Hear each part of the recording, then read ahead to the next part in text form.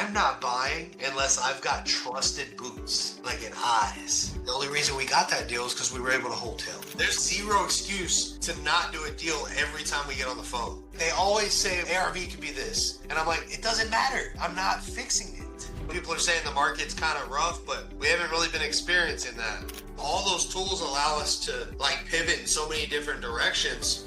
We can't list because we're not licensed in that state. We get the referral fee for 50%.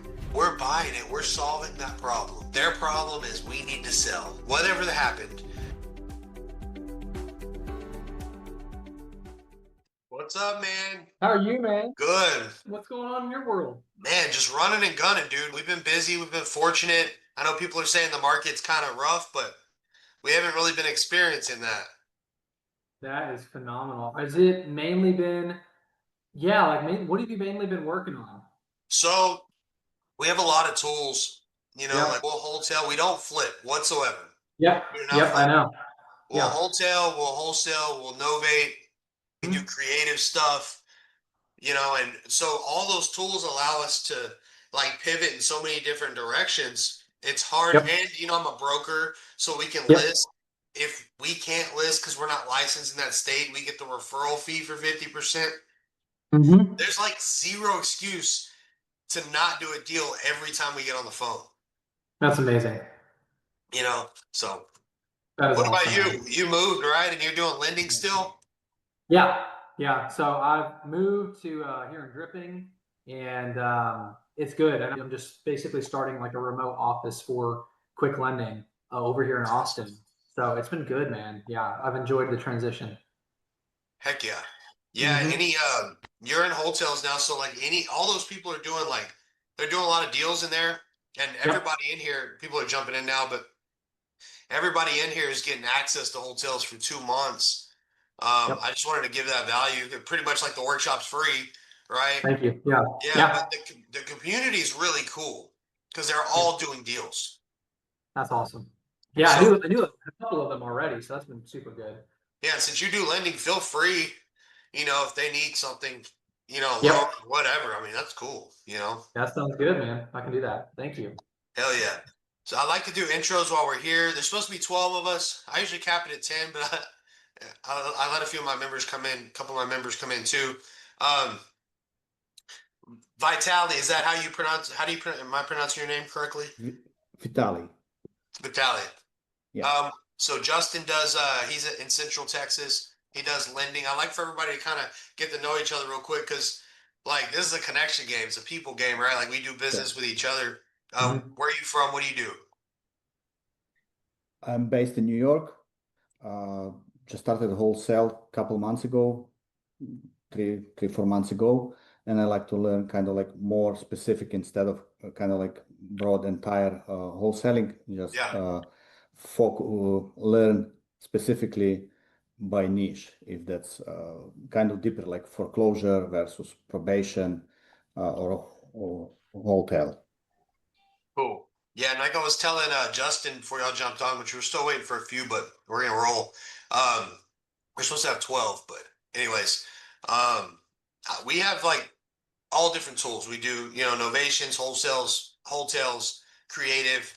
And I was telling him like we're doing good in this market, I feel like, because we have all the tools to do the stuff. So that's why I like pitching this one too, is people that aren't actually the buyers, like you missed out on a lot of deals.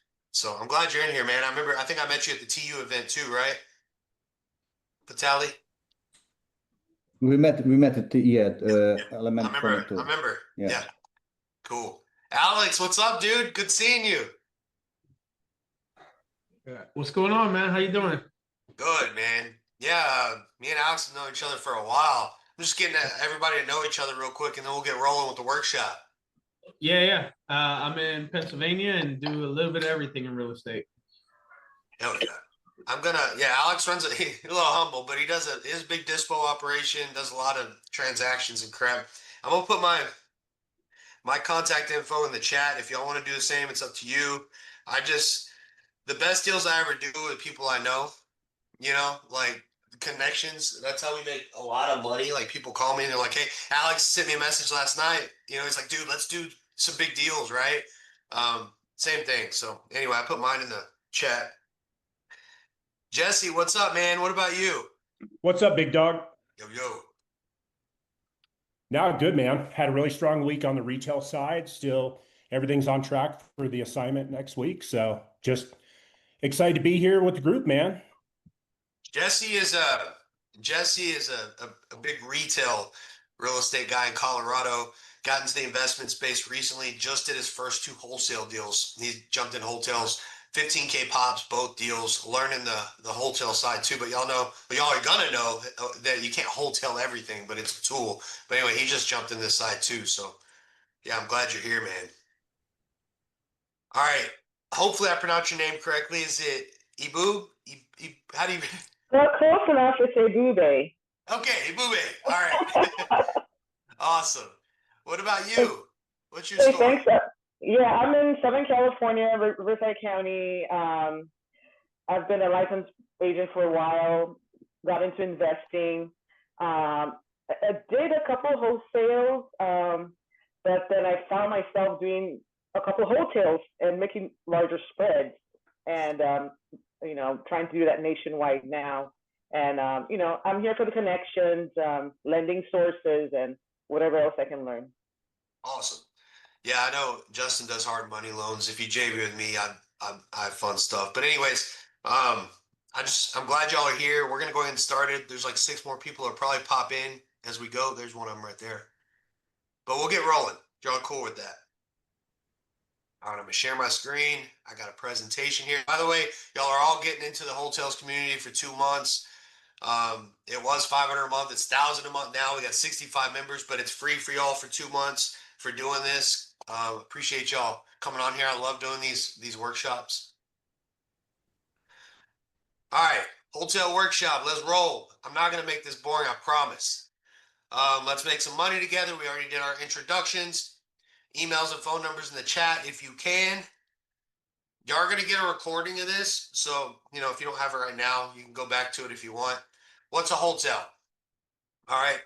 First off, it's a tool. It's not the end all be all. A lot of people are like, well, I want to wholesale everything. If you have experience in this, you need tools for every situation, right? It's just a tool. We're going to get to what it is. I'm not going to BS you and say you're going to be able to buy everything because you're not. It's not going to pencil. If you pitch me stuff, 90% of the stuff I tell you is going to be a no, right? But we do buy a lot. And that's why connections are so important too, because you get all these deals coming to you. You'll be able to filter them so quick and buy the stuff that makes sense. By definition, you do minimum work and resell. You buy and resell.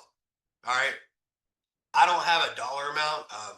The one we're doing right now, we're closing next week. We spent $700. Right. We're making 30 grand. Like, it sounds crazy. You'd be like, this dude's crazy. I'm gonna show you the HUDs, how we do it, all that stuff. And we lost money learning all this. So that's why I like doing this. And that's why I have all these criterias in place to where you're really just buying bangers, right? And you have all these connections, you have all these people, and you're able to filter them really quick. You're gonna have access to the calculator. There's funds that are using my calculator now. It's not anything special. I'm not doing anything special. We've just ran all of these numbers through all of our deals, and it's pretty close to accurate.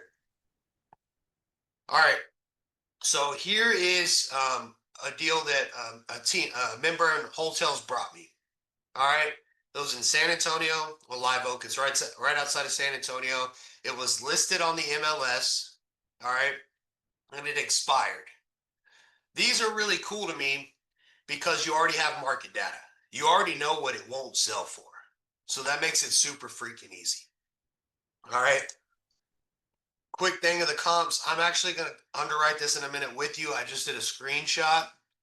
So let's run through the comps and how I underwrite these. And y'all stop me at any time if you got questions.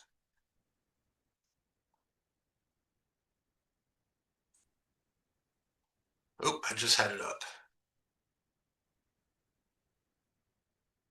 All right, so here's on realtor.com, as y'all know, you can usually get pictures of everything if it's ever been listed. They might not be new. These are because it was listed. I mean, they overdid the editing on this, you could tell, right? But like, here's this house. this is like a prime candidate for a wholesale. And this member jumped in wholesales, never done a deal. They had done a lot of retail deals. Let me show you the inside. What's important? It's just clean. You're just looking for clean, right? It's just clean. There's nothing fancy about this. Every other house in this neighborhood's like updated for the most part, but this isn't. Grandma's house works for this too. Travis, you want like shotgun questions, or you want to hold it to the end? Go ahead, dude. I love shotgun questions.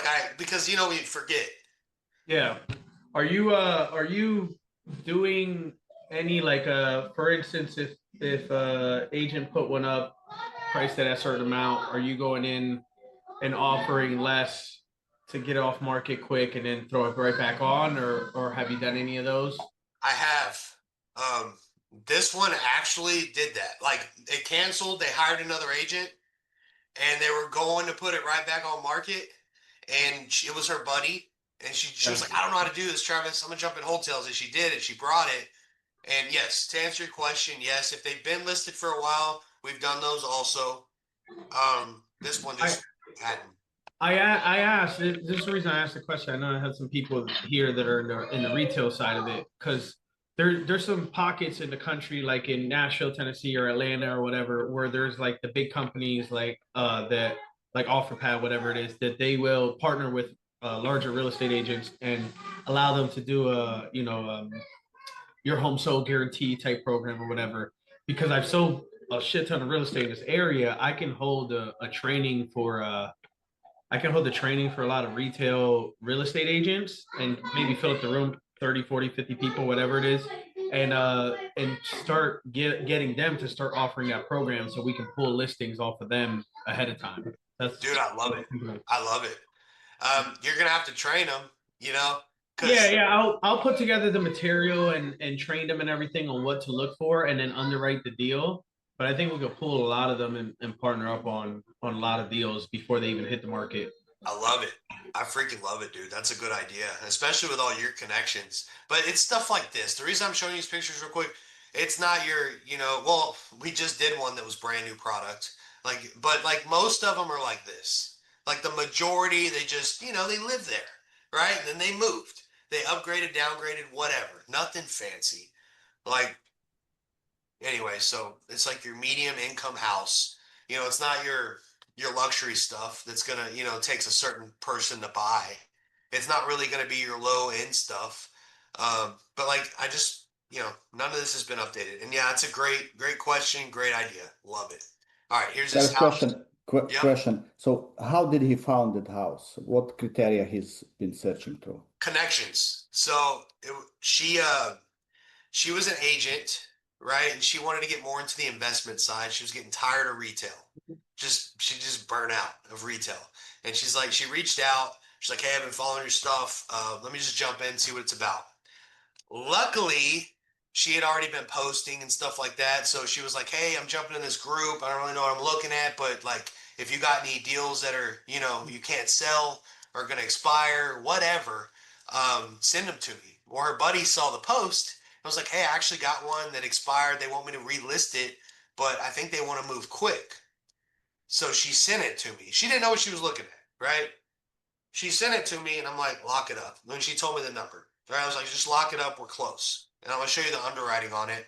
And we ended up having to go get them down like 15K or something after the inspections, which I planned on anyway. Okay, is it possible to look those deals without any kind of those connections? Because those connections, that's kind of luck, let's say, right? It is. It's not consistent. So you need to be able to identify. Yeah, you need to be able to identify. I don't mean to cut you off. Go ahead. Is there a way to kind of or a system to just search through the whatever sources with specific criteria to identify those deals? You can, but I haven't found anything consistent to ramp it up besides something like Alex said. The reason I built the Wholetails group is for what Alex is wanting to do right now. He just clicked and he's like, "Hey, if I get a room full of people and train them and teach them what to look for, that's smart." That's why I built Wholetails, because I'm pulling the expireds, I'm pulling them, but we're pulling all the lists the wholesalers are too, right? So we're competing. And really the reason I'm not saying relationships are the only way, but I'm saying because we buy them other ways too. But the reason relationships work so well is they already have that trust factor. Hey, my agent knows this person that knows this person. Let's do a deal. We heard they closed, whatever. You know, what I want to do. So when we pull all of our data, most of these deals are stuff that's expired or canceled on the MLS. So those lists do work. However, they're getting beat up bad, right? By agents and wholesalers. So yes, to answer your question, our data shows expired listings do best, right? If I tried to get with several title companies and see if they would actually notify me whenever a deal fell through, and I'm pretty close, but I haven't got there quite yet because they don't get to me how I want them to. They're busy, they're doing their own thing. But those An are expired listing, is that specific website preferred? You can pull a list. You can pull a list of expired listings on. I don't know what do you like have PropStream? Do you have like Yeah. list source? Like wherever you pull your data, Mhm. like you could pull expired listings. Okay. You could see right here. This is like something I look for right away, which we're gonna get to. But like ARV's got to go out of the vocabulary. Period. It does not exist unless you're wholesaling or flipping. I'm sure we can all agree. Like it doesn't exist unless you're wholesaling or flipping. So it's market value, not only market value where it'll sell in 60 days or less. Because like holding costs add up, all this stuff add. We got a velocity of money is a real thing. Like we got to move. So that's why I underwrite them the way I do. This thing was on the market for $295 for 200 days and expired. All right, 200 days. These people are tired. All right. So I already know it's not worth $295. And y'all keep. And from 295, they kept that price, or they Let's just see where dropped they price? started. They started. So a lot of this is a really good trend too. A lot of agents, and I'm an agent too. I'm a broker. I'm not hating. I've been one for a decade, right? I'm just saying some of them don't think both ways. They don't think like investors too, they start really high and they chase the market down. So the property gets tainted, right? And you're like, well, like what's wrong with this thing kind of deal. Travis, is there is a tool on the market when kind of like can trace, for example, like listing, which is price drop kind of like very aggressively and very short time. That's a good sign. Like if they start really high and they just keep dropping, I mean, it's a good sign. But it's typical too with a lot of realtors play that game. They're like, hey, let's see how much we can get. Let's just keep dropping every week or whatever. Yeah, but they're gonna keep dropping just like fraction. Like, Yeah. and this person who's really motivated, they're gonna drop kind of like, okay, just get drop it. I need to sell it. Yeah. So yeah, I mean, you could already see the pain here. So right? question was, if there is any tool on the market can trace this trend? I'm sure there is. I don't use a tool to trace any trends. I just underwrite the deals, when we have like 50,000 leads, so we can identify them. This is how I identify them. I underwrite them. All right. So I'm gonna look, see if there's pictures. I'm gonna see like 1980 and above is all we'll really wholesale. If you ever deal with funds, they always have these like criterias, and I always didn't really know why they came up with all this, but they buy in bulk. We started figuring out because we buy a lot. Hey, 19 question for you, Travis. I know like in Texas or California out west, that would make a lot of sense. But there's a lot of homes that would make sense to wholesale here. Like I wholetailed one in Pittsburgh, and I held it a total of 45 days from when I purchased it to when I sold to somebody else. First weekend on market, sold, made 37 grand on it. The house was built in like 1930. So on the East Coast of the country, we're going to get a lot older homes, but some of them are in like really great shape that a wholesale would make sense for. Is that still out of your buy box? I would do it if I had like somebody like you on the ground, like nearby that knew that. I'm doing one right now with a guy in PA. We're closing next week for 60 G's. You Okay. know, like, and it was like, it scared me. It was a 1900. And I No, was like, bro, that's very normal. Like yeah, that that's what he houses told that me. I grew up in, the townhomes I grew up in, they were like 1890s built. You know, Yeah. like they're old homes. It scared me when he brought it to me. I'm like, bro, but the numbers look great. I underwrote it just like this. Everything looked great. And I'm like, bro, like, and he's like, no, he told me the same thing you did. He's like, everything's like that. I'm like, okay, well, Everything's all that. you know, region specific. Yeah, like where you came to speak at my mastermind, that whole area, I would say like 95% of it was all built from like 1900 to like 1930, you know, in that area. Yeah. Yeah. So yeah, I mean, I'm not saying no because we do them. Like, I'm closing next week on one. It's one of your neighbors, you know, like for 60 G's. So Is it with Steven? it's with a dude named John. Yeah, I know people there, but I want to backtrack to something. It wasn't to the Italian steak, but you said your best source has been expired. Is that the one that's been converting the most for you? Yeah. Anything that's expired is like, there's always a lot of pain, and wholesalers are hitting them. Agents are hitting them. They don't want to talk to anybody. So it's a very difficult conversation.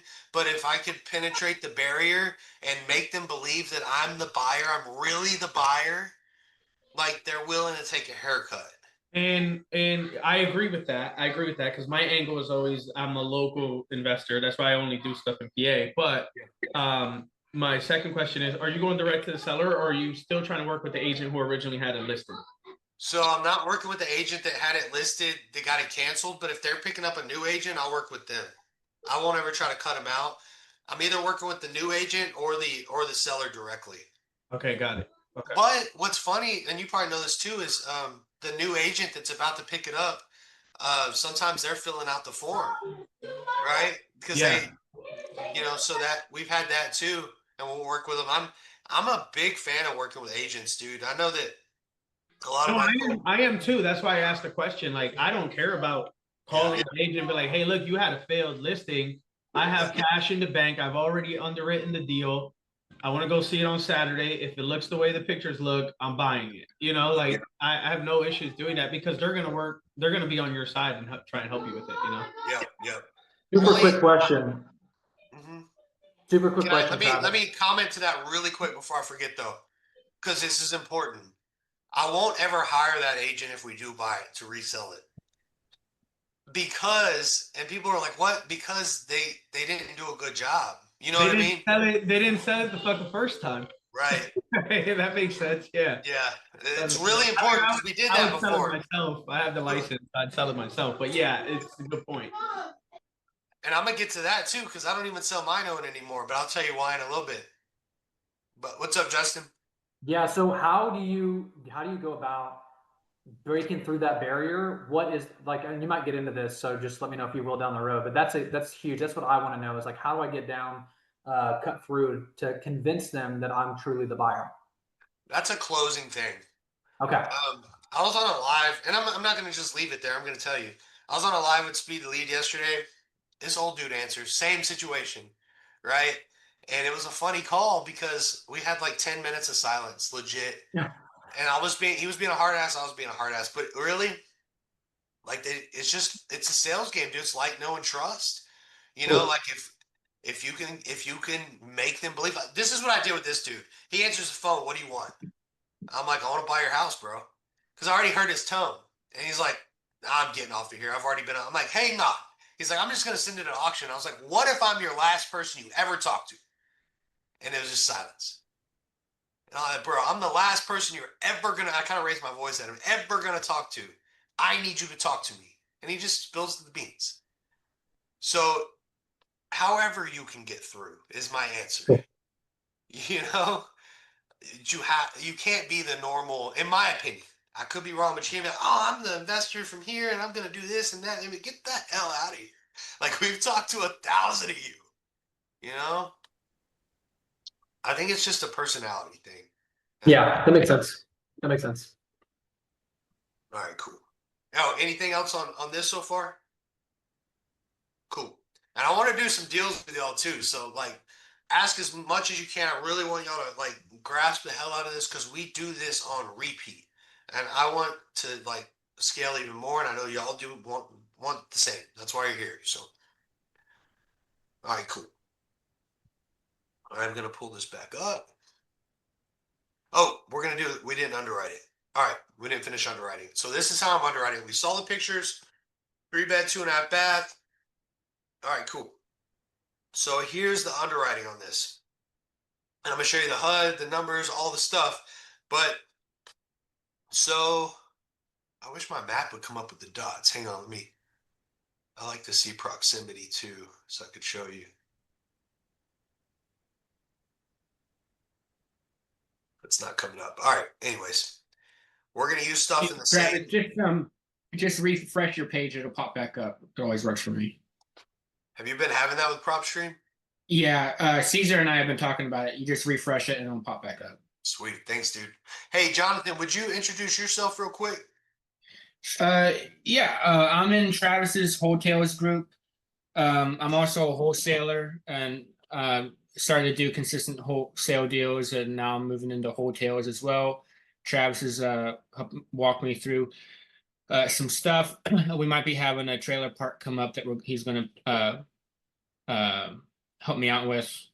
And so, I mean, Travis really knows what he's talking about. So You don't gotta plug me. I just want you. Just like put your contact in the chat, and I just want everybody to do deals. I can't preface that enough. But anyways, all right. So here. Thanks for telling me that, by the way. So here's our map. If you're not familiar with the company, which all y'all in here, I believe, are pretty much, don't cross any major highways. You go into the next subdivision over, it could be the bougie side if you live on the other side of the tracks, blah, blah, blah. But this is super important when it's our money and we're buying, right? So here's here's my favorite column here. Like, a lot of people are going to use listings 100. Oh, well, ARV's this because it's sold in this and all this crap. It's like, no, it's got to sell in 60 days or less, as is. All right, that's what we're looking for. So we're looking like for an apple that looks like an apple, right? It's got to look similar to this, similar stuff. So here's one right here. To me, this was a very easy comp. I underwrote it in like 30 seconds. But there's a 2.5, 2,400 square feet. So it's smaller, it's older, it's got a smaller lot. It's got the agent was like, well, it's got one extra bedroom. I'm like, but you got 400 less square feet. Like, walls are cheap, right? So anyways, this one sold for 260 in 37 days. And this is honestly kind of where I stopped. But let's look at this one. I think this was the one at least. Yeah, red brick home, very similar, right? Very similar. Nothing updated. Like this, just nothing updated. Very similar. Smaller lot, older. Ugly ass kitchen, in my opinion. All right. Do y'all think this is similar to the other one? That's, so here's where I'm at. I'm like, okay, this sold for 260 in 37 days. Right now I'm at 250. Gonna be very conservative, right? But let's just make sure. Let's make sure there's, well, I can't look at active now because we did this a few months ago, but let's make sure there's nothing else. And you get into the higher price points, which a lot of people screw up. But it's like once you come around here into like a little bougier area, I'm not looking for the higher stuff. I'm not looking at anything with rose-colored glasses. I'm looking at like, what's the worst case scenario? And it's pretty apparent by the data here. Like, our low is 260, our high is 480. I mean, like, ours is as is at 260 in my opinion. Does that make sense to y'all? Like, this is a very, very, this one isn't like all your ones you're going to underwrite, but it's very easy. So here's how I'm going to underwrite it in the Wholetails calculator now. Here's the exact steps. I'm going to go 250. Oops. And then I'm going to put the square feet. It's got 2856.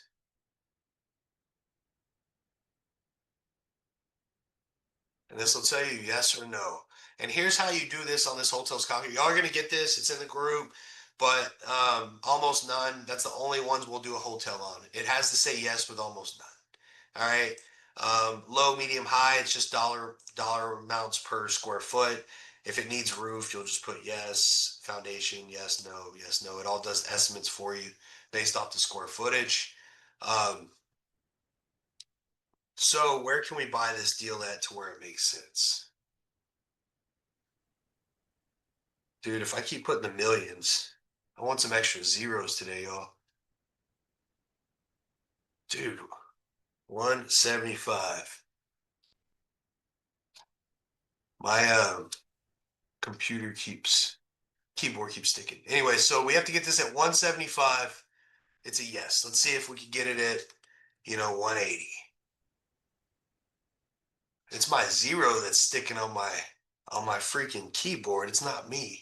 Is it just continuing to put numbers there, or is there a certain percentage or something like that? I'm gonna show you in a minute. My keyboard keeps sticking out. I'm gonna freaking fix it, y'all. Hang on. I don't know if I spilled something on it or what. I'm gonna show you the percentage that I go off of.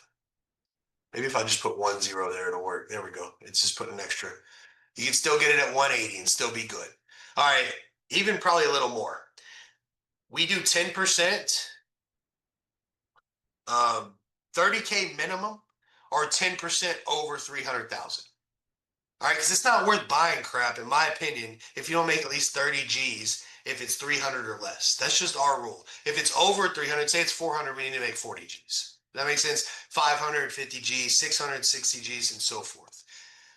You might not use all these repairs, but it's going to calculate like $3 a square foot for cleanup. That's just our average across everything. So that's why we use it. We don't normally, we don't even normally use most of this. Like on this deal, we spent like $500. Like we swept it. You can write that into your contract too. That's what I do with the couple hotels that I've been doing. Yeah. I'll write it before I buy it because they're in a desperate situation where they really have to sell to give you a discount at this price. You just put it right in there. Hey, it needs to be broom swept, and then we don't even spend money cleaning anything out or clearing it.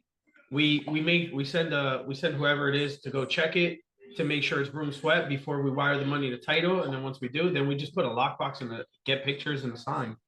Yeah, love it. That's literally what we do. And we don't put it in contract, but we do. So here's our next step. So like we underwrote it. All right, her name was Courtney. All right, Courtney, lock it up. We're good at this. Get it as cheap as you can, but here's your MAO, and this is why. So she locks it up. Or not lock it up yet. Then we'll get an agent. All right, we got to get an agent to go buy. We can lock it up first, but then get an agent to go buy before we pitch the money. All right, so what agent are we going to use here to walk it? Obviously this one, right? That's the one we're picking. It is the same house. They sold it in 37 days. In this instance, she already had an agent buddy, which I didn't like completely. I wanted her to get this agent to walk it, but I already saw the data. I was like, I'm fine. But normally we're going to get the agent that makes most sense, that sold something just like it. Because you know why? They've already had the open houses. They've already had the other calls on this one. They already got the clientele. That's why we're able to move this stuff quick. Our newest one, we moved in 9 days in this market, in November. Like, it's insane. But it's just you're picking the agent. You're picking the agent with the fastest sale based on the comparison data. So if you have 5 homes that are similar and this one sold in 3 days, you're probably going to that agent. Because I know they know their crap. Yeah. You know what I mean? Like, I'm not picking this. This is a rental, but say it wasn't. There's no way in hell I'm calling this agent that took 186 days. Hell no. I'm not calling them. Like, they got to sell in 60 days or less. I'm not even calling the one that sold for 285 and 85 because they're trying to squeeze the market. I don't need that. Like, we need a turn, So they just get it. All right, so that's how we're underwriting them, and we're relying heavily on our underwriting and then agent walking through it. Like, we're not giving them the data. We're asking them what they think market value is, right? So like they're like, what do you want to get? It's like, no, you tell me what you think we could get. And if they're like sky high, we're not using them. If they're somewhere reasonable, then we're talking. Question for you. Sorry, keep interrupting. I love it. In my situation where like I have all MLS data in the markets I'm working, whatever it is, if I use your calculator, plug it in, can I just send you comps that I have right Yeah. away? Okay, Hell yeah. cool. Hell yeah. I love it. Yeah, dude. All right. So, I just noticed market feedback. A lot of people don't do this. That's why I highlighted it. I know, Alex, you do this stuff and you're on both sides. It helps. I think, Ibube, if I'm pronouncing it correctly, you're an agent too. Maybe you do both sides too. It helps to have both those brains, but some people don't. Y'all use this market feedback. I can't tell you how many people pitch me deals and it's like, oh, this will sell at 290. I'm like, come on, and they don't know, but just if we already have market feedback, we got market feedback. That's easy. And that's why I like expired stuff too, to be honest with you, because you already know what it's not worth. You know what it's not worth. You've got the feedback. I love it. Here's a calculator. Here's the HUD for this. So we end up getting this at 185. We didn't end up hiring an agent because when we called the other ones, I have a dispo group. I'm going to show y'all VAs at dispo too. I'm going to show y'all how we find buyers with them in this thing. But they had already found a buyer before we listed it. So we just got lucky. It was like somebody, right person, right time kind of thing. But we didn't end up having to pay the agent fee. We didn't end up doing the $7,000, any of this stuff. So we ended up buying it for 185. We partnered on this deal because she had joined Wholetails, and then we sold it for 255. In I don't know 10 days, and we made 50K. I wrote her a $25,000 check. Easy deal. Like we just bought it, we resold it, and that's the stuff. And to be super transparent is like I used to flip and stuff, and if y'all have done that, it's a roller coaster. You crush, you don't crush, you crush. Justin, you lend on the stuff. You probably see the stuff all the time. It's like there's just too many unknowns. We don't have a crystal ball, right? And we're busy. People got families. Like we don't. If we were solely focused on that one house and that's the only thing we were doing, maybe. But anyway, I just don't think it's scalable. I love this. I love this tool. I think this tool is so scalable, and I think this is why funds do this. Like big funds, this is what they do. They, they'll buy hotels, and I understand now because we do it on a smaller level than a fund, but I do it with a fund now. I have a question on the HUD. Yep. Where you Which one? The buy or the sell? On the buy. Okay. Yeah, that one. So the purchase price is 185, but you're borrowing 205. Awesome. I always borrow more than I need. Mm-hmm. All right. Because you ever tried to in your life at some point try to go to the bank when you needed money really bad? They ain't gonna give you no money, right? But when you ask for money when you don't need it, it's like easy, right? So we always borrow more than we need. I always take the repairs and whatever closing costs I think that are going to come out of my pocket, and I borrow them personally. I might not need them, but I borrow them because the interest on that money is like nothing compared to the total dollar amount that I'm borrowing. So here, I bought this for 185. I borrowed 205. All right, and you can see that here's all the breakdown of what this deal looks like. All right, which I have a VA that builds these for every deal we do. Highly recommend if you don't have somebody on your team that does this, but really helps you to see the real deal. Because a lot of people, I'm not here to BS y'all and be like, oh, because it looks like a way even bigger margin, right? Oh, we bought it for 255, we sold it for 185, but there's costs. This stuff costs money. And yeah, I could raise the private money. I used to do that, but it's a job. So now I'll pay my lenders premium because I have a plug and play system. You know what I mean? I'll pay them, I'll pay the agents, I'll pay everybody because I want to do a lot. And I realized I was bogging myself down when I'm raising money. I'm listing my properties. And I'm like, yeah, I'm making more margin, but I have a headache and I'm busy. This way, I don't do anything. You know what I mean? I JV with people that are badass like y'all. I have badass lenders. I got badass agents I find. I don't do anything. I just run my mouth a little bit and we get paid. You know, we have a process. So that's me. And I'm gonna get into like you can make a lot more money on these than I make. You know, I take the easy road. I just like it.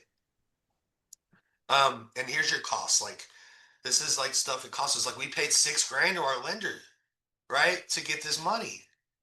Um, improvements, inspections cost $650. We didn't make any improvements. Loan docs, we end up paying $1,500. We do those in house now, though. My VA does our loan docs for our lenders, so we don't pay the $1,500 anymore. I did negotiate that. Um, you know, closing costs, realtor commissions. We paid one realtor, not the sell realtor, but we brought the realtor that had the client. You know, because we were calling the realtors, and the one that sold the other house had a client. Right? They're like, oh, we already have one that wanted this house. Cool. So, anyways, that was this one. Do you got any other questions on that? No, thank you. I do have a separate question, another question. Yep. So do you work with FHA buyers? Yeah, hell yeah. Now, am I going to, I say that, you know, it's a 90-day here where I'm at. So like you can't like buy and resell within 90-day period an FHA buyer. I say hell yeah because if it's like a rural property and I already know it's going to take me 90 days, I'll accept it. Which I'm gonna get into rural properties too, which I'm not a huge fan of because you got to get even steeper and. But yeah, I will do FHA, but I'll try to get them to conventional or maybe a different in-house program with lenders. I have lenders that I work with all over that'll get them close to what they need without going FHA. Because you know there's seasoning. Does that make sense? Like, 100%. Thank you. okay, yeah. Jonathan, what's up, man?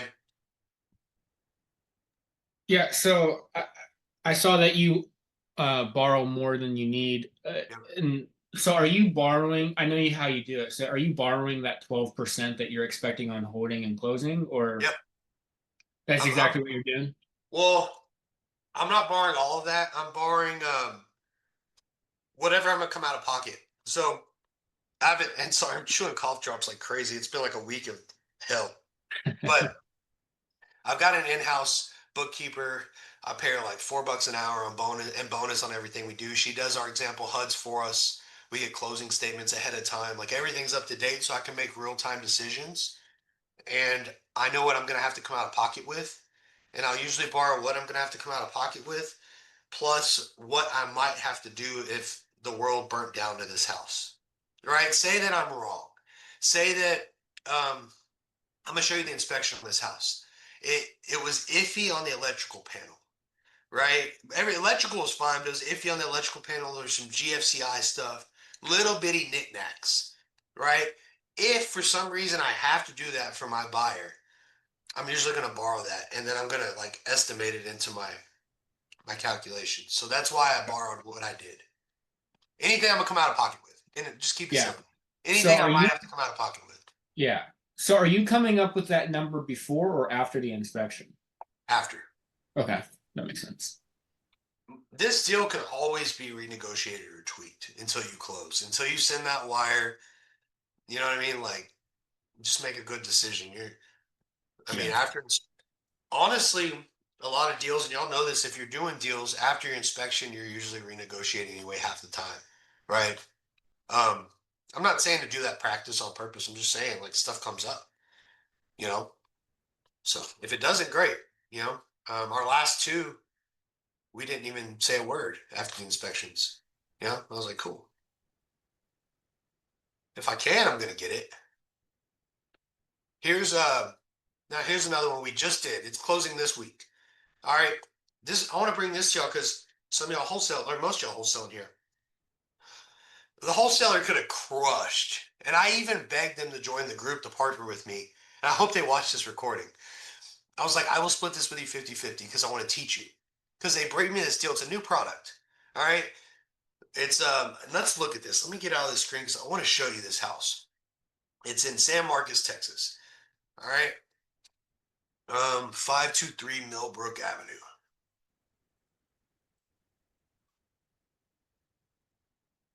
And this is the stuff people are missing out on.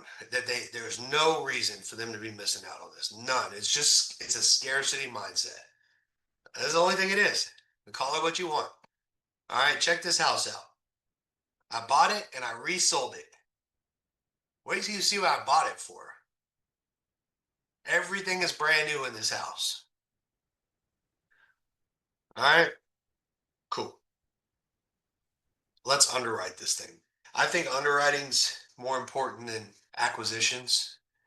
Even though I like running my mouth and closing and doing those fun like competitions, I really think like if you can underwrite, you crush. All right, so here's this one, and guess what? Let's go to MLS details. All right, what happened? It expired, withdrawn off the market. All right, at 255. They started at 310. You see the trend? Like you're gonna see a lot of these trends. 310 chased the market down to 255. I don't know. Chased it down to 255, and I'll show you my strategy, what I did. All right. Anyway, 200 days couldn't sell, and they were trying to rent it in the meantime too, which taints the hell out of a property because now you tell landlords you can't get it rented. You tell buyers you can't sell it. It's just a bad deal. Here's the comps. They're all rentals. All these are rentals in this neighborhood. Your comps at 314. This was a very, very hard one to underwrite. Like, how the hell do you underwrite this? Your comps at 314, but it wouldn't sell. The agent lists at 310 because they're like, hey, like we think we could sell this, right? At 314. And every wholesaler probably would have thought, or every agent would have thought, my agent, a bunch of agents I interviewed were like, well, it should have sold. It was just a bad agent. I'm like, hell no, we already have market feedback. I want to stop here. Do y'all understand what I'm saying about this? All right, because like, I'm just telling you, I swear there was 10 agents that told me we should market this back at 310. And I could have lost a lot of money, and I'm going to show you why. And I was like, no, we already have market feedback. It is not worth more than 255. I don't care what you say. I don't care what the data, any other data says. We already have market feedback. All right. So, I think I went out a mile, which I don't like doing. I still couldn't find anything but rentals. All right. So then at this point, I start calling bunch of agents. I hit it off with one agent. I have them go take videos of the property for me. I know this is a new product. I know I can see the data that it got tainted, but I end up putting it like at 240 to sell because I feel pretty freaking confident I can sell this thing at 240. So let's look at how it turned out. And I relied heavily on this agent for that pricing. This only unicorn agent I could find that would actually see eye to eye with me. She sold it in 9 days. All right, let's underwrite it. I like that P calculator. How did you find that agent? Just like I showed you on the last one, I pulled, actually not on this one. So I have a dispo girl, and she pulls all the agents that have sold within the last year within a 1 mile radius. Nothing sold there. Just Right. rent. So then she goes out another mile. All right. And then she goes out another mile if she has to. I think she only went out 2 here. You got to keep going till you find whatever. So she's interviewing. I have a girl that sends a blast text. All right. This is how I save time on Novations and Wholetails. Because like we hire agents for everything. So I'll have her send a blast text. She'll go out. She'll just keep going out until she finds data. All right. And she'll send a mass text. Will you list the property for me in San Marcos? Well, believe it or not, 75% of agents, probably more, do not respond to those messages. All right. So that's our filter. We get a few yeses. I think she only got, I don't know. I remember her telling me she sent a ton of messages and she only got like 5 replies. And then we interview all of them. And then I think we had to do another round because I didn't like any of them. So she'll just keep going out. We found one and she saw eye to eye with me. So this one was very So difficult. why you choose that one if you interviewed Because I said, how much do you multiple? think we could sell this for in 60 days or less? All of them said, kept using these 300 comps. All of them. Mhm. And I already know, and I already know the market. I know they're not doing their diligence. I know they're not. They're just like looking real quick, pulling comps like a realtor pulls comps, and not looking at like it through a lens of an investor. What's this thing actually worth? Right? Price per square foot's badass on a new product, 200 already. Oh, well, that's our new one. But like under 200, and it's not selling. Anyway, she comes up, she's like, dude, Travis, I think like if you don't sell this thing for like 250, it's insane. Like, and I know they were at 255, but she's like, they chased the market down. I was like, how about this? I'm gonna underwrite it at 240, and if it pencils, we'll buy it. Done. All right, cool. So then once we do that, we get the inspections back. And like, here's the inspections for this thing. And did you get her to make video before you underwriting and sign or after? And how much did you pay her before? Did I make what? I'm sorry. Video. So you have her to make the video to take the video of the Yeah, house. I do it before I close. So But here's the inspection. Do what? before the seller accept the price? No. I got pictures online, right? This is all I got right now Oh, is pictures online. okay. Before So I you don't close, need, yeah, right, I'm getting a right. video, walkthrough video and stuff. She FaceTimed me while she was at the property. Okay. I got boots on the ground. Like I rely heavily on the agents. Like I'll be like, hey, show me show me what we got. She went over there, she's like, this thing's clean. Like I don't mind getting under contract, under an option contract. But here's the thing, when you're dealing with wholesalers, you're going to need to put down a deposit and it's going to be non-refundable. So like I'll do my inspection. A lot of people disagree with this, but I'll do my inspection with wholesalers before, and I'm okay. If I lose the money on the inspection, great. If they find a buyer, great. But before I put down my non-refundable earnest, I'm going to do my inspection. I'm going to have the realtor go. I'm going to do the steps I'm telling you, right? And I'm going to tell the wholesaler, this is what I'm doing, this is why. And then as soon as I'm warm and fuzzy, I'll send you the earnest money. And that's what we did here. So you're buying some of these off of wholesalers too. Are you doing a decent amount of those? Yeah. Yeah. Yeah. But you got to train these wholesalers because I swear, I don't know what the ratio is, but it's bad. Like, I've got shady wholesalers. Yeah. Oh, I yeah. don't, it's always like they always say, well, ARV could be this. And I'm like, it doesn't matter. I'm not fixing it. Yeah. You know, it's as is value that matters. as is. But I have a few I've trained that bring me some solid stuff now, but it's training, dude. Like you said earlier, when you get the agents, it's just like once they click, and then I got an agent, I forgot outside of Dallas, she sends me quite a few now. So slowly just build up some people that know what the hell they're looking at for you. But But yeah, agents for inspection for wholesaling, you paying them for inspection or how you get them? no, I just tell them, hey, if we end up buying it, you can list it for me. If If and they are okay, yeah. If they are okay to go for if they're not, I inspection. don't use them. You know what I mean? I'm like, okay, well, I'll just keep interviewing. It's like I just find the fit. I think, Yeah, and right. that's a good point. I think a lot of people might cave and be like, like we'll just use whoever. Like who? You ever see Yeah. those Anyway, posts where anyway, John? they need to see the seller house, whatever. If they select choose them or no, they need to go out to the house and see and talk to the seller. Absolutely. I'm not buying The unless house. I'm not Yeah. putting my eyes, like I don't leave my office. Everything's virtual. I do this nationwide. So like I'm not buying unless I've got trusted boots, like in eyes, and that's me interviewing. This How much agent, takes time for the agent to find the right agent usually? yes. I How mean, much time usually takes to find the I agent? have a team, so they're sitting as soon as I tell them they're blasting the agents. I mean, I'll have a list of agents that day that I can interview. But if I were doing it myself, maybe a couple days, to find the right one. But I have a girl, as soon as it goes on into a list, she pulls it and blasts it. We have a system. Like if you sent me, let's say if you sent me a property right now, which I won't do it unless it's locked up most of the time. I did in this case because I work with these people and they couldn't come. They were having trouble underwriting, but they knew they had something. I knew them. But say you're like, hey, dude, I have this under contract. Um, you know, you want to buy it, and the number's pencil.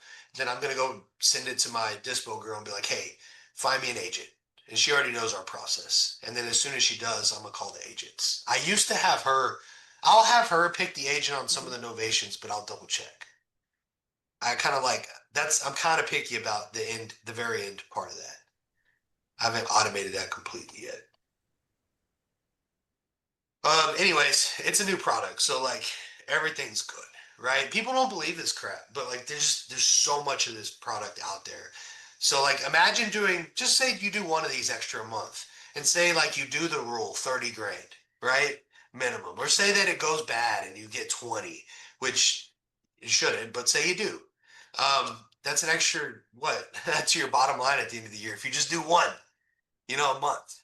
Very, very, very easy. Extra $250,000 a year or whatever. Anyways, blah, blah, blah. There's nothing wrong with this house. Like little knick-knack bull crap, nothing. So Is that the inspection report? yeah, it's the inspection report. But it's a new product, so this isn't really super fair. I'll show you some other ones going down. But I mean, if you've never read one of these, this might look bad to y'all actually. Like you're like, damn, they have all these pictures of stuff. They're saying, just little bull crap. What I'm looking for is nothing major. I'm not going to buy if it needs roof, foundation, plumbing, electrical, or AC. Because in my experience, it always leads to something else. We fix that and then something else. We fix that and then, oh, well, because you did that, I stopped. It's like a rule. My brain can't go past the majors anymore on a wholetail. It's either going to be a novation, and people are like, well, why would you do a novation about a major? Because the risk isn't there. And I'm just going to be honest. That's how I pitch them. I'm like, hey, I'm not going to buy it because there's risk because, but we'll market it for you. Any questions on that? Sweet.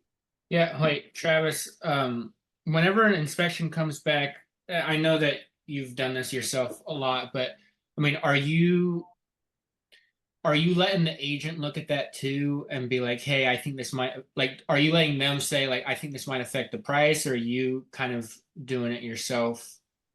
I've got a guy on my team because like, I'm going to be honest with you, I don't like reading all this. I've got a guy on my team that puts a summary in place for me. And then I'll read that, and then I'll just skim over this to make sure he didn't miss anything. And then I don't really care what the agent thinks about the inspection, to be honest with you. So no, I don't share the inspection with the agent. Okay. It's not a bad idea if it made you feel comfortable. Like if you didn't know what you were really doing. I mean, I've like done a lot with houses, so like I know this stuff. But if you don't, not saying you don't, but like say you don't, you might lean on somebody that knows what they're looking at on this to kind of teach you or walk you through it. But here's what's cool too. You can get with the inspector and say, hey, look, even if I got to pay you a little extra, can you walk me through all of this and tell me the complications, or what might happen or this or that, and they'll give you a breakdown. They won't charge you any extra, but I would, if anybody doesn't understand stuff on these, like I would do that. Was that why you asked that? Yeah, I mean, I was just kind of curious, like because I've only had to have one inspection done before. It was for a rental property I was buying. Yeah. And that was different. But like as far as these, like I don't know if there's I know that you've been doing this a while, but I mean if there's intricacies that you don't know, maybe something that seems minor to you can affect the price by 10 grand, that kind of can shoot your bottom line out. So that's kind of where my question came from. Yeah, if you're not super comfortable with everything on this report and being able to read it, yes, get a set of eyes that can explain everything to you on this. Because like you're paying for this, and you need to make sure like everything's good. I mean, question for you from a sales perspective real quick. So if you don't like something on it, you're switching over to Novation, but you're not doing a true novation where like you're coming in and partnering and repairing it. You're just still kind of just selling it, almost like wholesaling it off of that. Yeah. Okay, We just okay. dude, I don't put look, I say that I have, but not Well, I know you've done a lot of flips in the past, but not anymore. well, but I'm saying like I used to even do it on novations, Yeah. but then I found out we didn't have to. You know what I Yeah, mean? you Like don't you have always, to, yeah. But you I've know, done like like true novations where you're like, all right, we're gonna partner up. You know, I'll put 30 grand, almost like flipping the fucking thing, and yeah. then selling it, but you're not doing those at all. Well, and you know, like novate is just to replace, right? Yeah. Like we were just replacing our contract with theirs. Yeah. You know, and when it hit me, when I'm like, why the hell am I still flipping houses? I was like, what is this worth? You know, Yeah. I went like, you know, you go through this journey. Yep. But yeah, no, we just if like say that this came back and they're like AC shot or whatever, right? Yeah. It's like cool. Hey, I'm not gonna do this. You know, it doesn't pencil, but how about this? I'm gonna go ahead and still list it. I'm gonna be in between here. I'm gonna hire the agent. I'm gonna handle everything. I'll get you this number, you know, best I can, you know, and Yeah. find somebody with a conventional loan that we can figure it out, you know. That's it. That's how we do it now. But I just like, dude, I protect capital so much now, you know. Hey, Travis, quick question, man. Yes, sir. Hey, on like let's say expireds for an example, how do you guys gather seller details as far as like, phone numbers, contact? And I know you got to scrub it through the DNC list. Yeah. So um, we pull we pull data off of prop stream. I think that's where we're pulling data now, and we'll run it through DNC and we'll contact them. But like here, you can like say, let me show you. So say that I don't know, you want to find out who this seller is, right? Well, it's me. But like say you've got RPR. Let's just say that. You go to deed records, but I'm trying to find a shortcut here for you. You go to the land records and look through all that stuff. But like say you're licensed, just go here. If not, go to the land records. But you can go to RPR and find out who owns this thing or who did own it before me. Awesome. Thanks, man. Yeah, but I'll show you the whole shebang real quick. 2 seconds. Um, deed. So look, you know, Terry owned this thing. Let's see, buyer name. Seller sold it to Terry. All right, so I'm just gonna go, just me personally. There's a million ways to do it. Oops. 2411 Millbrook. I think I put the right address in there. Oops.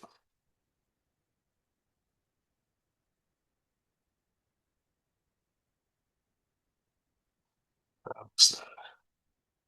Oh, 523 Millbrook. My bad. Too many addresses.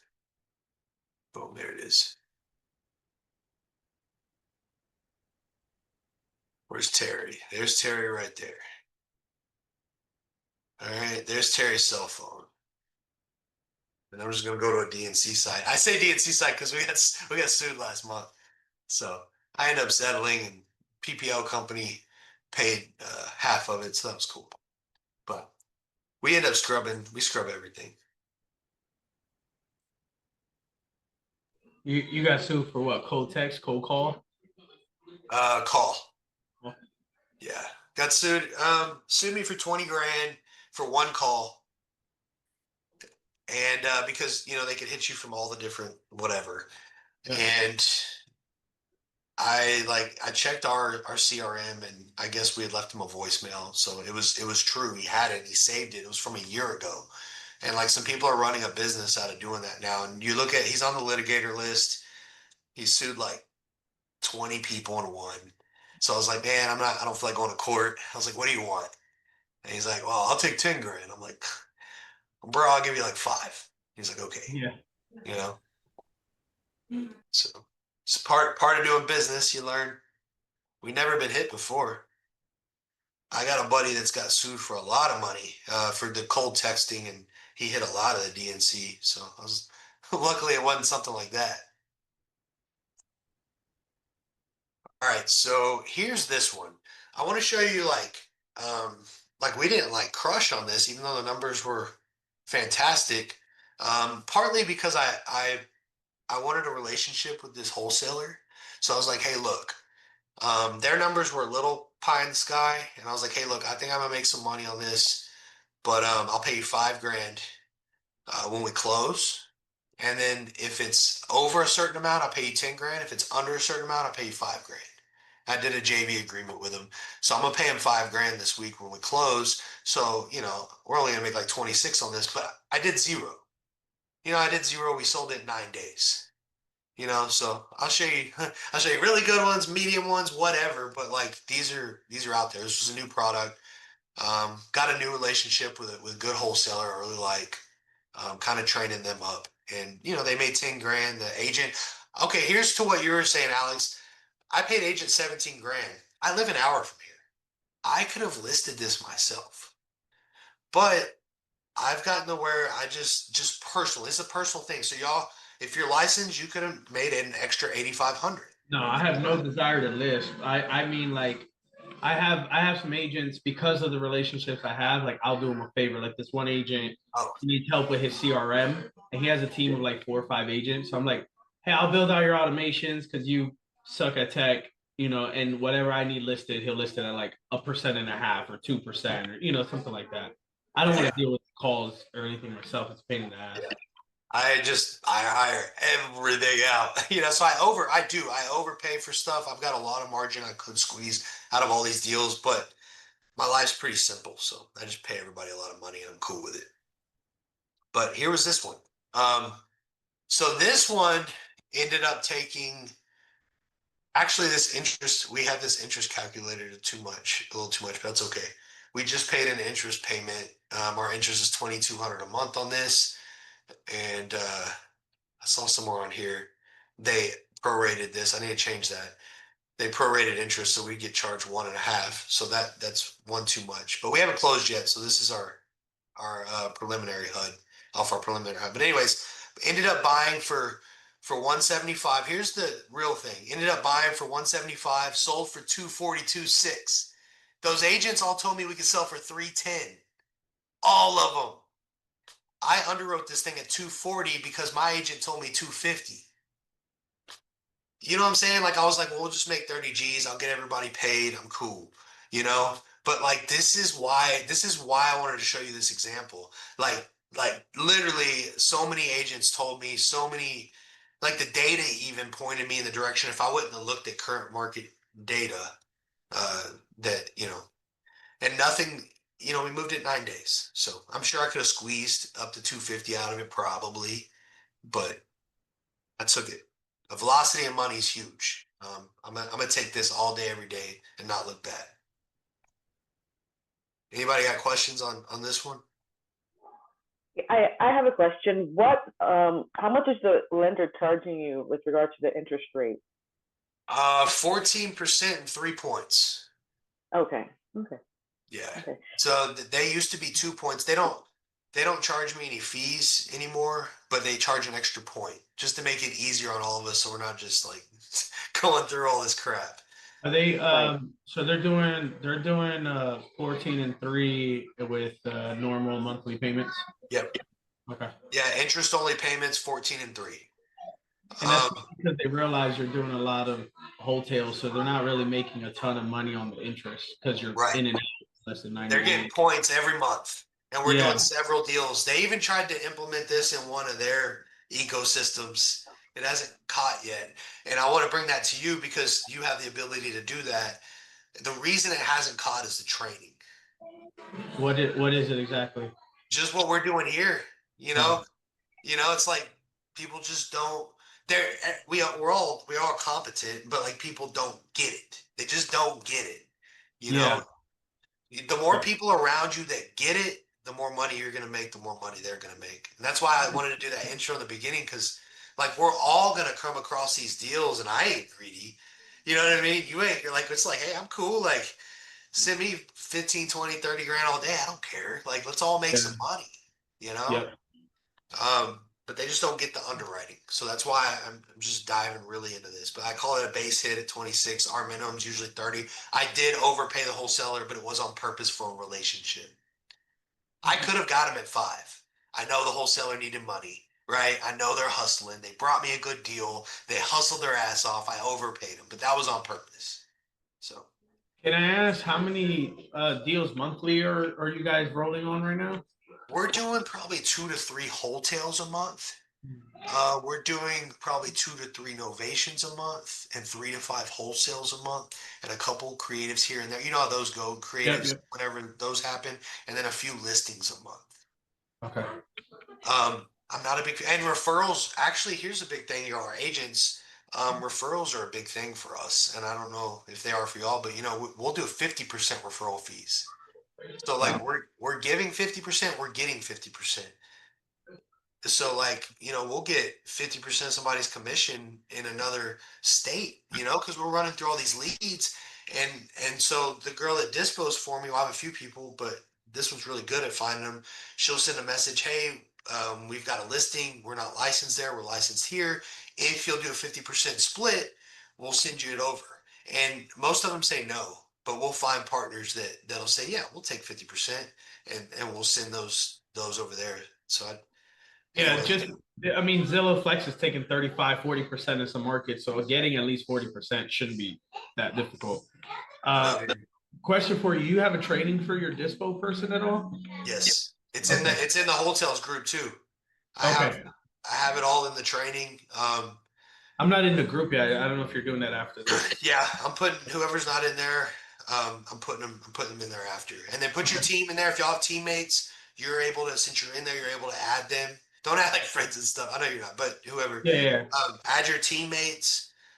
Like I want it to be an ecosystem where we can all make money. So like, bring your team in. We do trainings Tuesdays and Thursdays. You know, it's Okay. badass. Um, I actually think we're better at dispo now than we are at acquisitions, to be honest. Like we're good at acquisitions, but I think we're better at dispo. So that's another story. But I've been leaning more on AI for our acquisitions lately and moving our acquisitions agents into dispo. You know, it's been my thing lately. But I'll keep you updated on that. Is there a minimum purchase amount your lender will lend on? Is there a what? I'm sorry. A minimum purchase amount that your lender will lend on, or Not they that I don't know care? of. I work with a few different funds, so Okay. they've never told me no yet. Yeah. Okay. We borrow a lot of money, but no, I've got friends in high places too that I don't think we could use all their money. So if we tried, so yeah, Yeah. I mean, it's just got a pencil. It's just got a pencil, just like this. But it's an easy conversation to have, right? Like if it like I'm gonna show you my pitch. I've got a pitch in here where I send a pitch and it's very simple and it's hard to say no to, especially with a track record. And that's kind of another reason I built a group too. If you don't already have a track record, some of you do, but if you don't, you can get one. And you don't even need a JV. Just like, hey, we've been doing these deals. Like, you've got the same access to the same lenders. So, answer your question. I always think the good deal kind of find the money. That's kind of my mindset. But it's got to be a banger to be a good deal. And this is kind of what we were just talking about. There's more margin to make. If you want to squeeze the nickel, it's up to y'all. I choose to more so automate things. I just use professionals. I'm licensed. I could list it. I choose not to. I could raise private capital. I used to. That's a job in itself. I don't want to manage it. That being said, what's important? Um, we use Relay Bank, but we have an OPM account.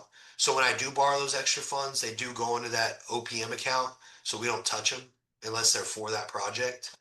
I think it's super important if y'all are going to raise money and you haven't or are doing some of these, because back in the day, and be honest, like we didn't do that, right? And you're going project to project, and you might mix up some stuff. So. Yeah, raising for sure is its own, like, you have to spend time when you're raising money. Once you get it and it's flowing, but it takes time. Yeah, that's why I chose this route.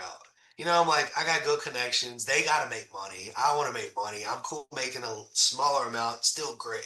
I like it. You know. Well, when And- you're raising, it's not like it's free money, right? Like you're still paying interest back. So if you're getting it from the hard money, as long as you have, I mean, I gotta assume you're probably getting 95% leverage on some of these things. So as long as you have that little window, then you're good, you know?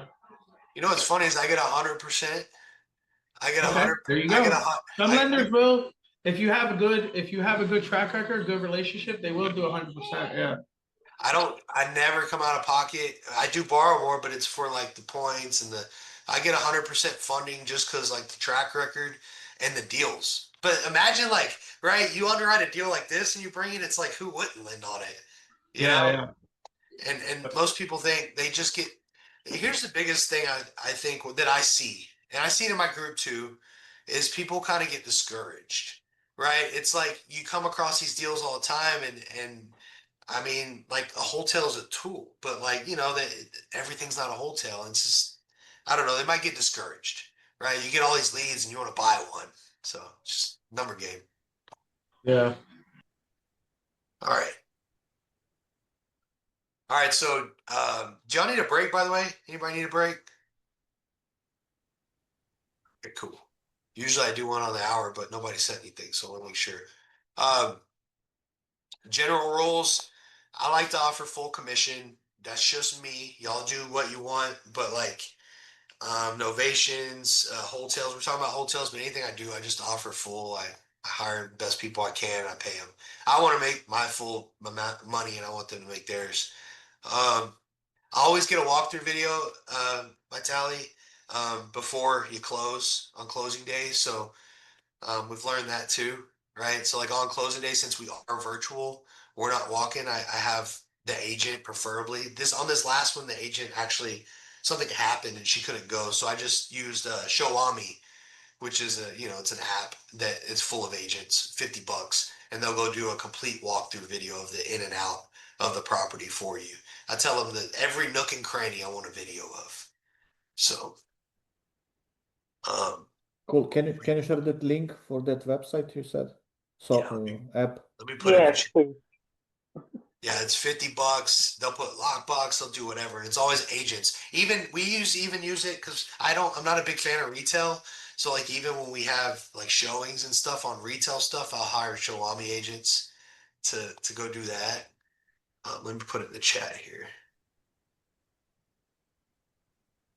All right, I'm gonna have to stop sharing.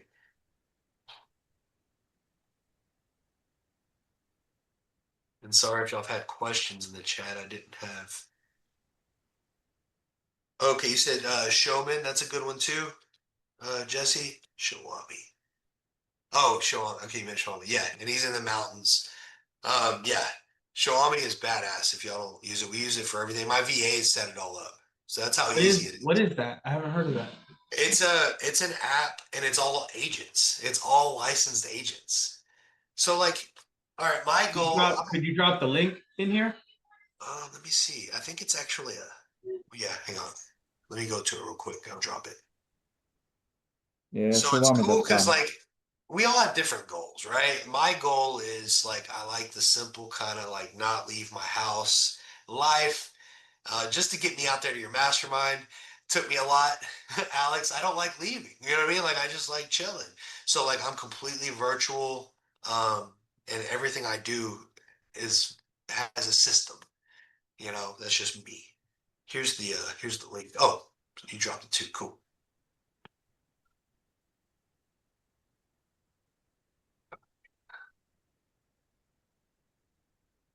So yeah, they're all full of licensed agents. If you need them to do a showing, if you need them to get a contract signed, whatever, it doesn't matter.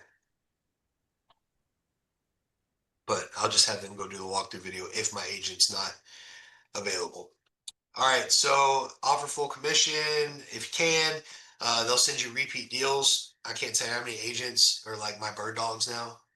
You know, I'm still training. I still train a lot of them. They don't understand, but they still send deals. But you know what's funny is a lot of them that don't pan out as wholetails. Sometimes we'll do novations or wholesales, and they're way better leads than we get from our normal sources because they're already boots on the ground there and have a relationship.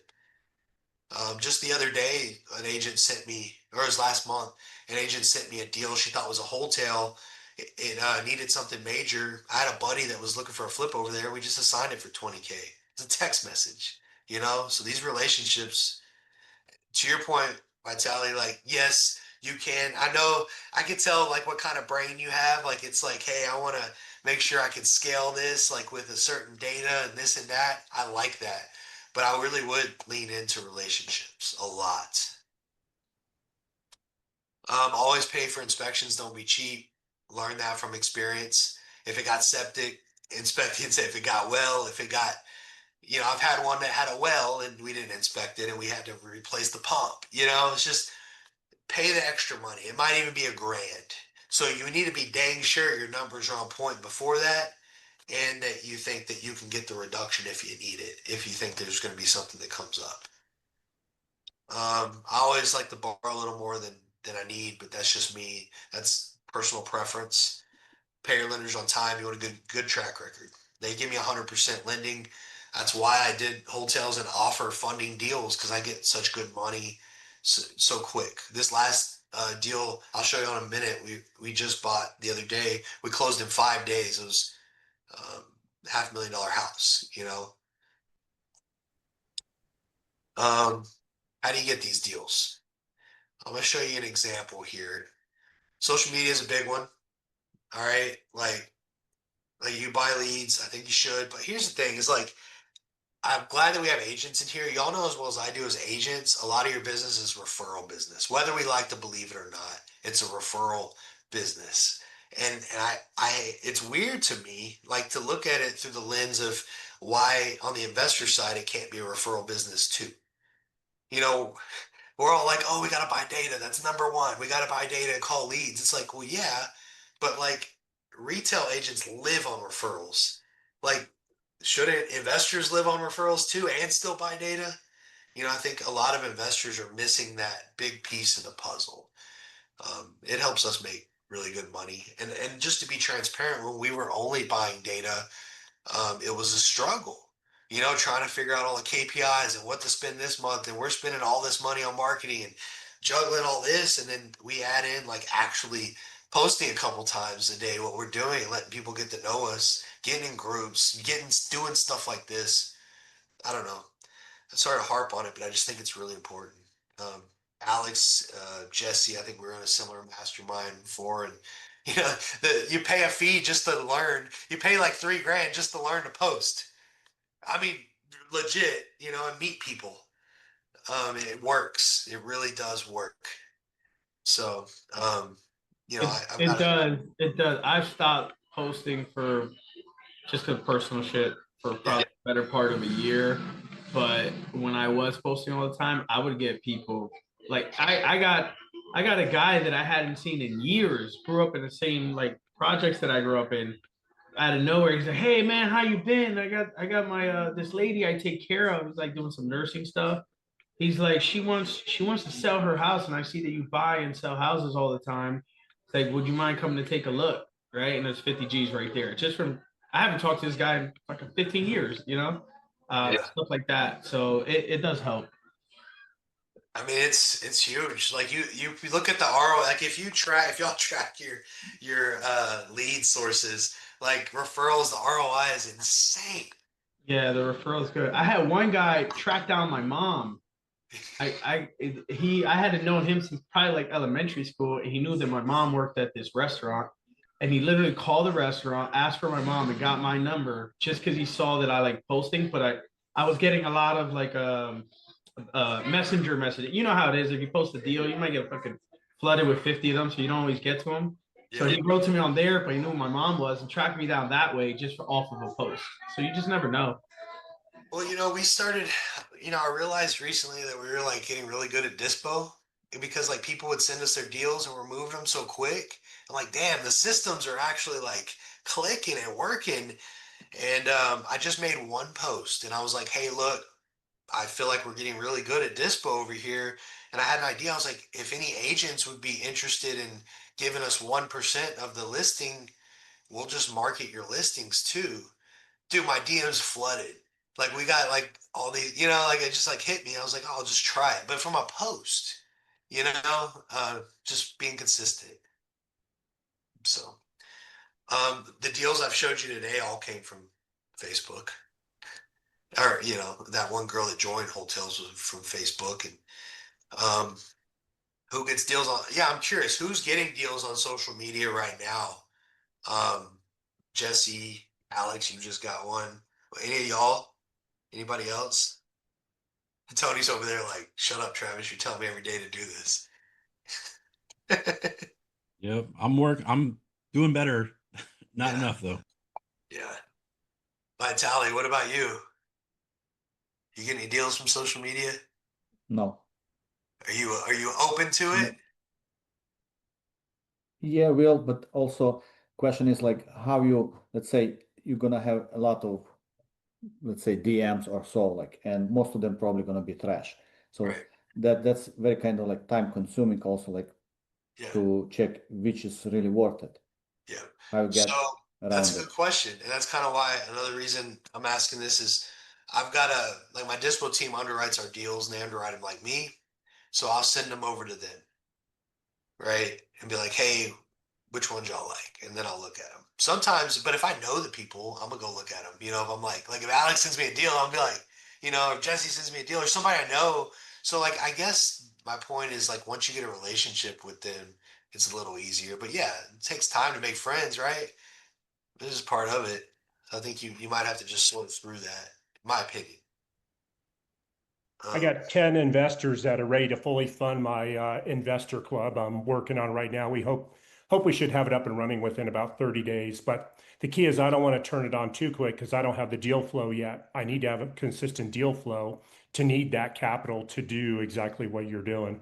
yeah, and that's awesome because you're gonna save on some fees and stuff like that too. If that's something you want to do, you'll have your own little thing there. That's badass. You're saying, Jesse, you have private investors that want to bring capital in to fund your deals? Yeah, so I was down in Miami 3 weeks ago, and Travis mentioned one of our mentors, and he's my coach as well. Brandon, And basically, yeah, Brandon Brittingham, and Yeah, yeah, I know so Brandon really well.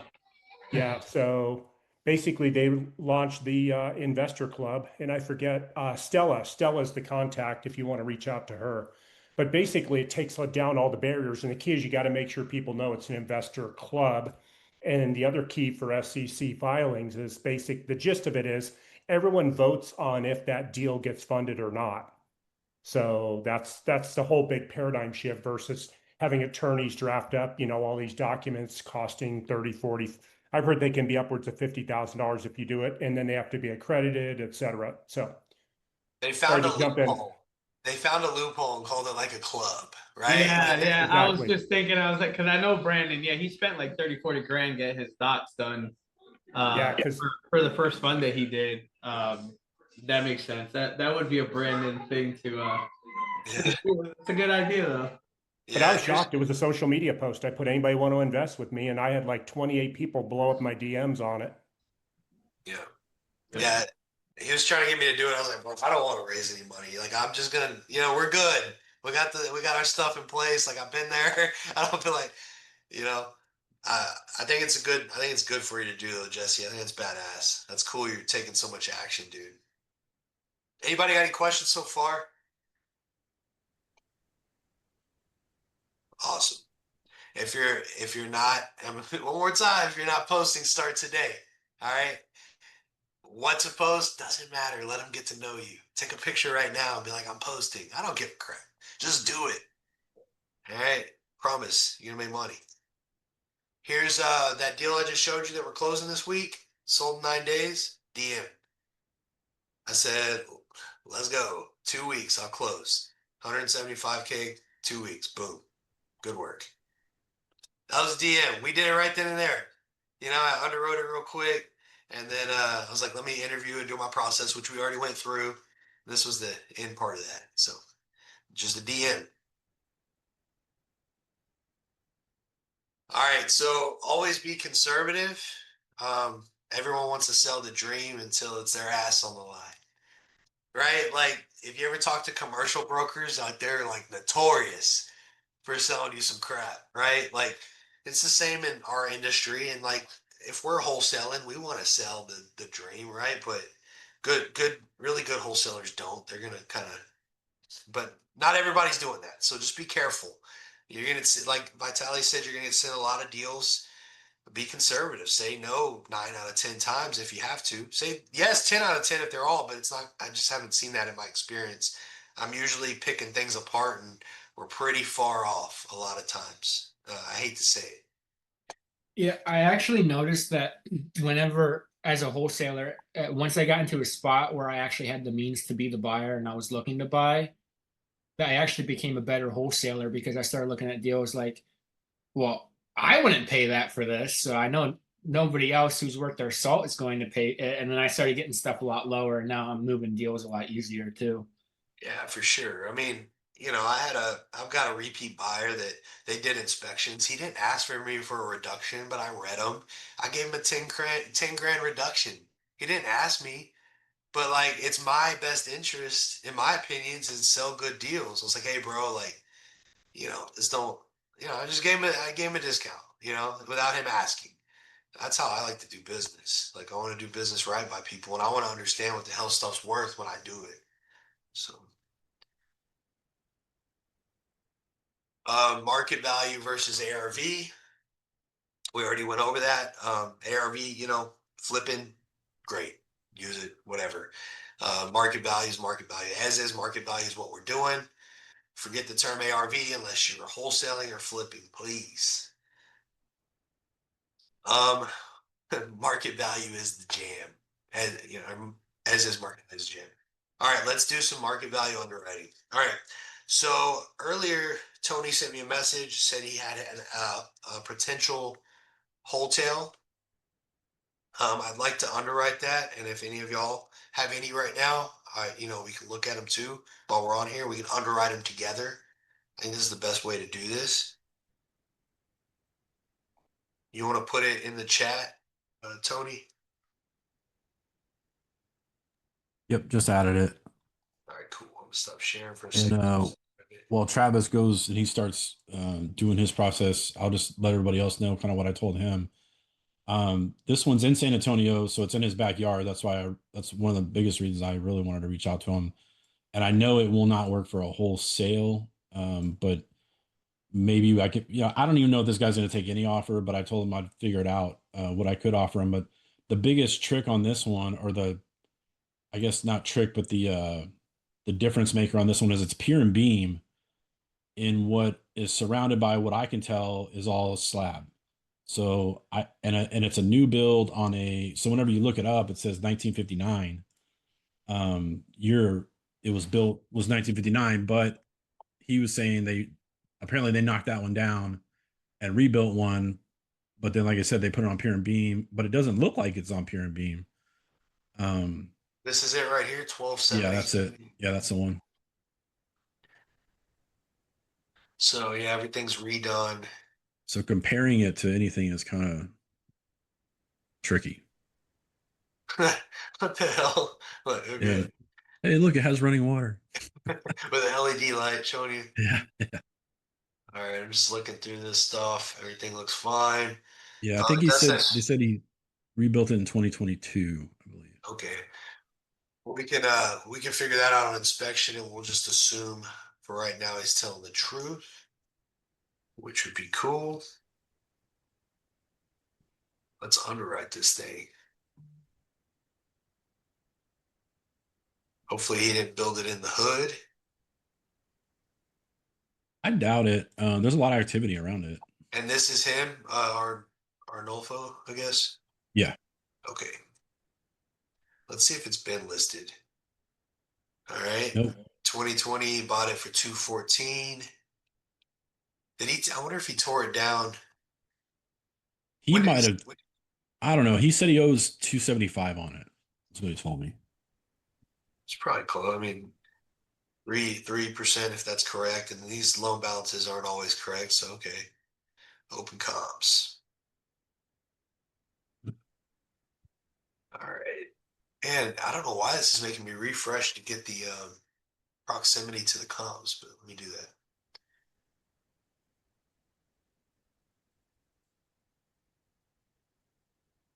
Oh, Well, I may be off on the 260. Let me go back and look at my notes. it's all right. All right, so we got You plenty don't ever use public records? I honestly just use prop personally. I'm okay with whatever data, just as long as I can find a trend. No, you no, know? I see that you have checked off MLS data. Oh, in Texas, it's estimated. Oh, Like, that's right. Yeah, Texas. yeah, You I guys do have use. title plants there. I forgot about Yeah, that. in Texas I don't, but other states I do. Like I love public data if it's not estimated, but it's just some bogus number here, like because they're like, oh, we're not telling you unless they disclosed it. I got a guy because I used to own a bunch of title companies. There's a Yeah. guy, I forget the name of it, but I probably have it somewhere in my email where you can get access to plant data Oh, sweet. from them, depending. Like he had most of the counties. It was like $6,000, $7,000 a month at that time. Yeah. We were going to be able to get access to all the plants, so you would get actual real data from it, which is hard to get in Texas. That's why the title companies control it, but there is a way that you can do it going directly to the plant and not going through the title company. That's cool. Yeah. Hell yeah. Yeah, no, I just in Texas I'll use MLS. All right, so where's two at? It's across Nacogdoches Road. Looks like a major road. I don't really want to use that one, but I will for right now. 150 days, 1969. We gotta look for something newer, right? You said it's a new one. There's nothing new over here. So let's just look at price points. 185, 43 days, 3, 2.5, or 4.3, 1,800 square feet. I don't know what size lot he has. It's 1982. Let's see what this looks like. My number one question every time I look at a deal is how am I going to lose money? Like, what family is going to walk in and buy this over mine? That's it. All right, so this one I can already tell is not updated whatsoever. Ours is updated. The hell is that? So it's not really a comparable. But where's this at? I'm a big fan of proximity. So I want to see where we can start. Where's 6 on the map? So I don't know where the hell it is. Oh, there it is right there. All right, cool. This is right there. So we know it's at least, like right now, I know it's at least worth 185, right? We can all agree on that. It's at least worth 185. All right. What did it sell for 205? I'm curious.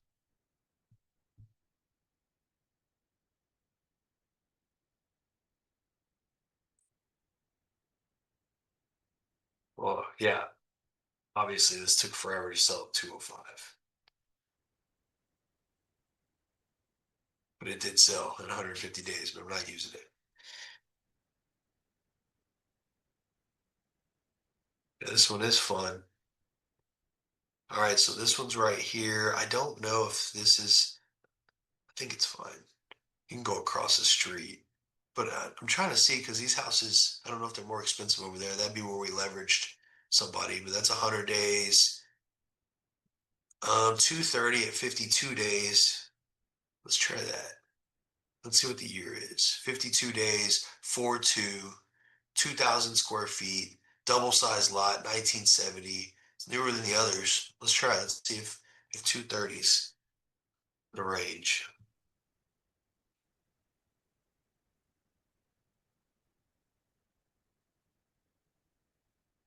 This one's clean. I mean, ours is updated though. Ours is better. Oh, they updated the bathroom. But that's it. Ours look completely updated, so I think we're better than 230. This is like my whole process. 265. Where's this at? 54 days, 2.5. Oh, 1999, we're getting newer. If any of y'all see it first, let me know. How much does he want, Tony?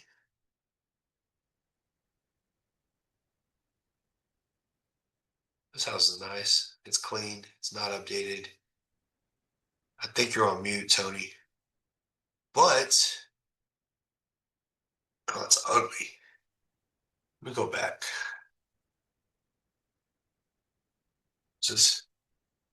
That wasn't it. Let me find ours again. That wasn't it. There we are. It's no comparison. So we're better than 265. Yeah, okay. Just had to look again.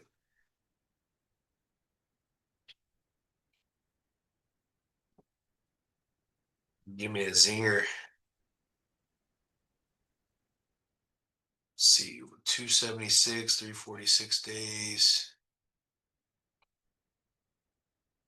This one's 305. What does this look like? It's not a new build, right? Just make sure.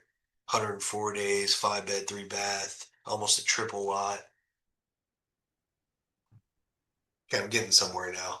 All right, this one's completely updated. Inside. All right, which one would you buy first? I like this one. I think that one's better than our renovation, in my opinion. So, anyways, this one sold in 100 days though at 305.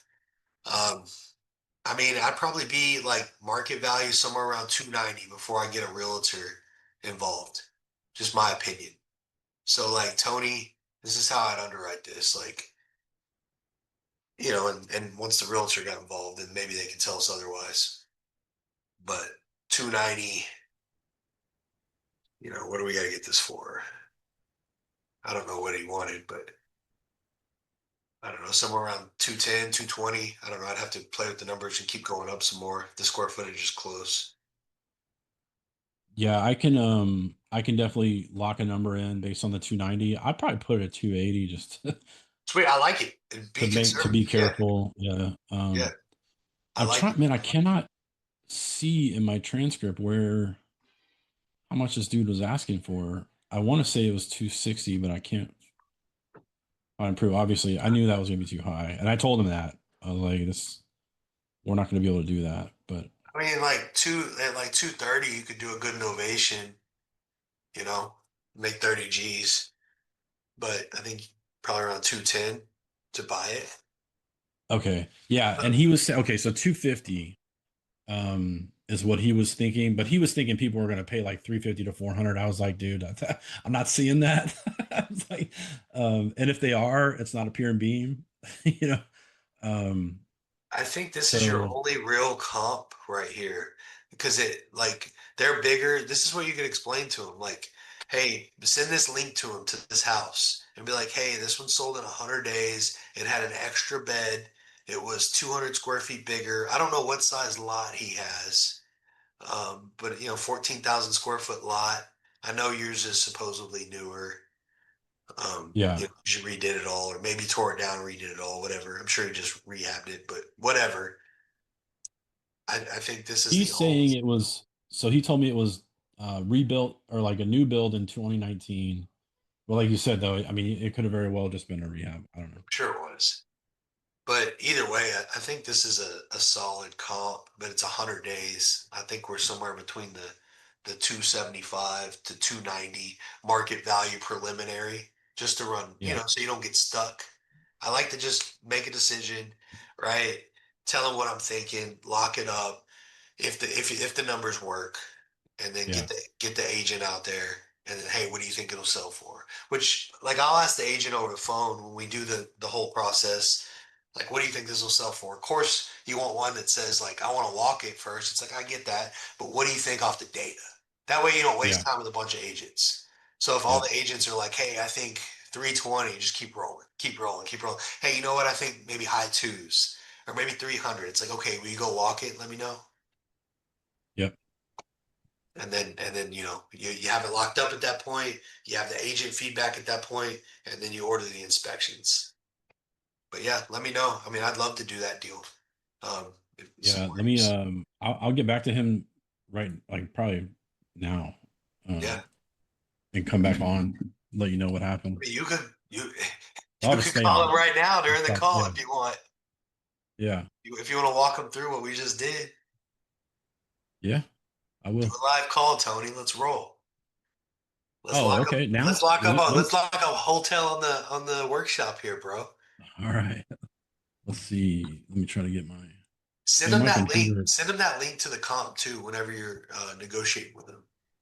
Okay. Yeah, let me let me find it for you.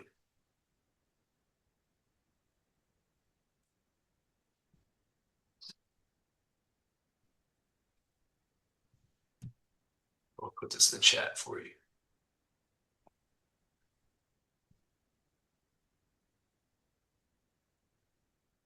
let me get my number here. Share again so we have the data. Yeah, I don't know what is happening on my computer, but it's really irritating me right now. It's being super slow. After this call, I got to take a break, y'all, for like 10 minutes. I drank a gallon of water this morning. That's all I'm gonna say.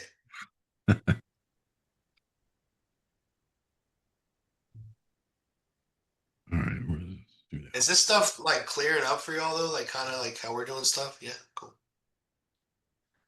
All right, I'm gonna call him right now.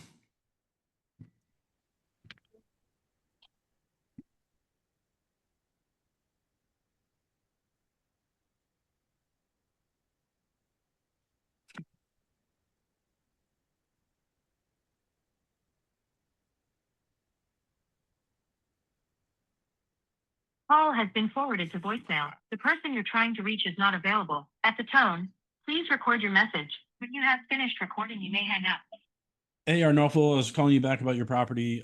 Give me a call back when you get a chance. I have an offer for you. Well, see. Sweet. Justin, what's running through your head, man?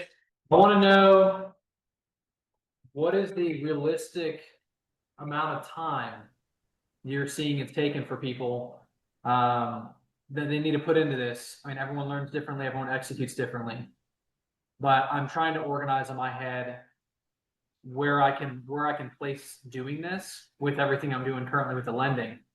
It does go a little hand in hand because I'm looking at properties on PropStream all day long. Very hand in hand. Yeah, so yeah, I'm just throwing that out there, and just I'm curious what that would look like, and I'm a very like structured individual. So I think for you, everybody's different because it depends. Say you're a normal wholesaler, you've never done one. It's just recognizing the deal. It could be any day, right? Starting out, it could take 6 months, right, to understand the dynamics. You're looking at deals every day. You have people you stuff like I'm saying like any day. For you personally, like you have a really leg up in my opinion. Yeah. Like a unique advantage. So like you could be like, I know. Yeah. You'd be like, what could this actually sell for right now as is, and underwrite it that way and maybe work something out. Yeah. That's good. I have another question. Let's see. All right, when I think of it, I'll ask you. Okay, cool.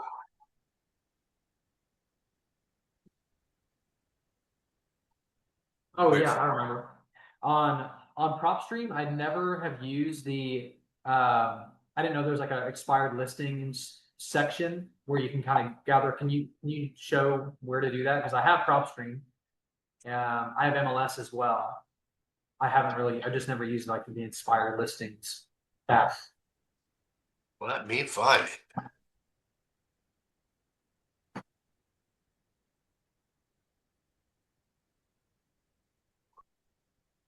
It's funny because my team does this, but I know how to navigate it.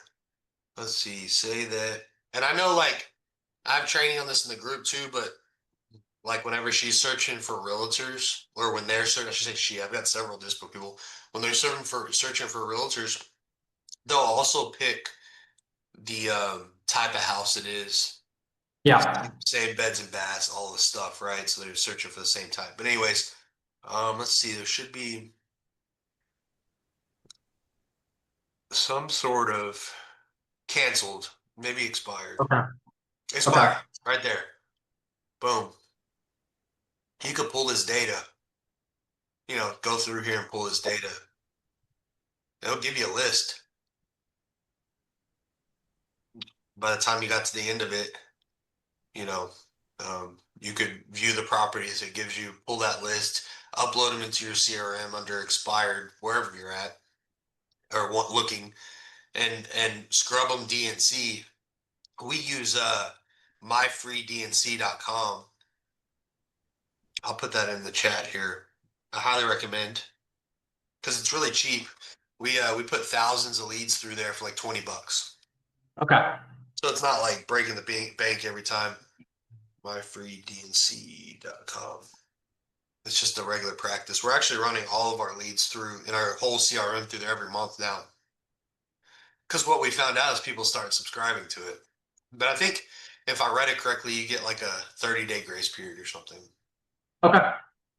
Does PropStream run DNC automatically, or you have to run DNC after PropStream? You can do that. I think Prop has a DNC. I know they do. They have a DNC filter. We still run it. I'm paranoid with it now. It's just like when you see that you can call somebody once and get sued for 20 grand, it like really Definitely. It's like, maybe I'll spend 20 bucks. Worth it to be extra cautious. Maybe I'll spend another 20 bucks and just be sure. Yeah, Travis, question.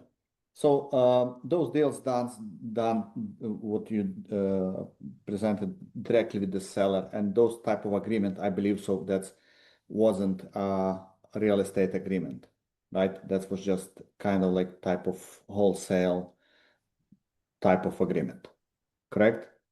Like as far as the contract, Yeah. it depends. So if there's an agent involved, I'll use a state contract. So that's my next question. So let's say in the deals when there is properties like when you see aggressively price dropping down and still it's active on MLS and agent involved. So how to run this deal through the legality?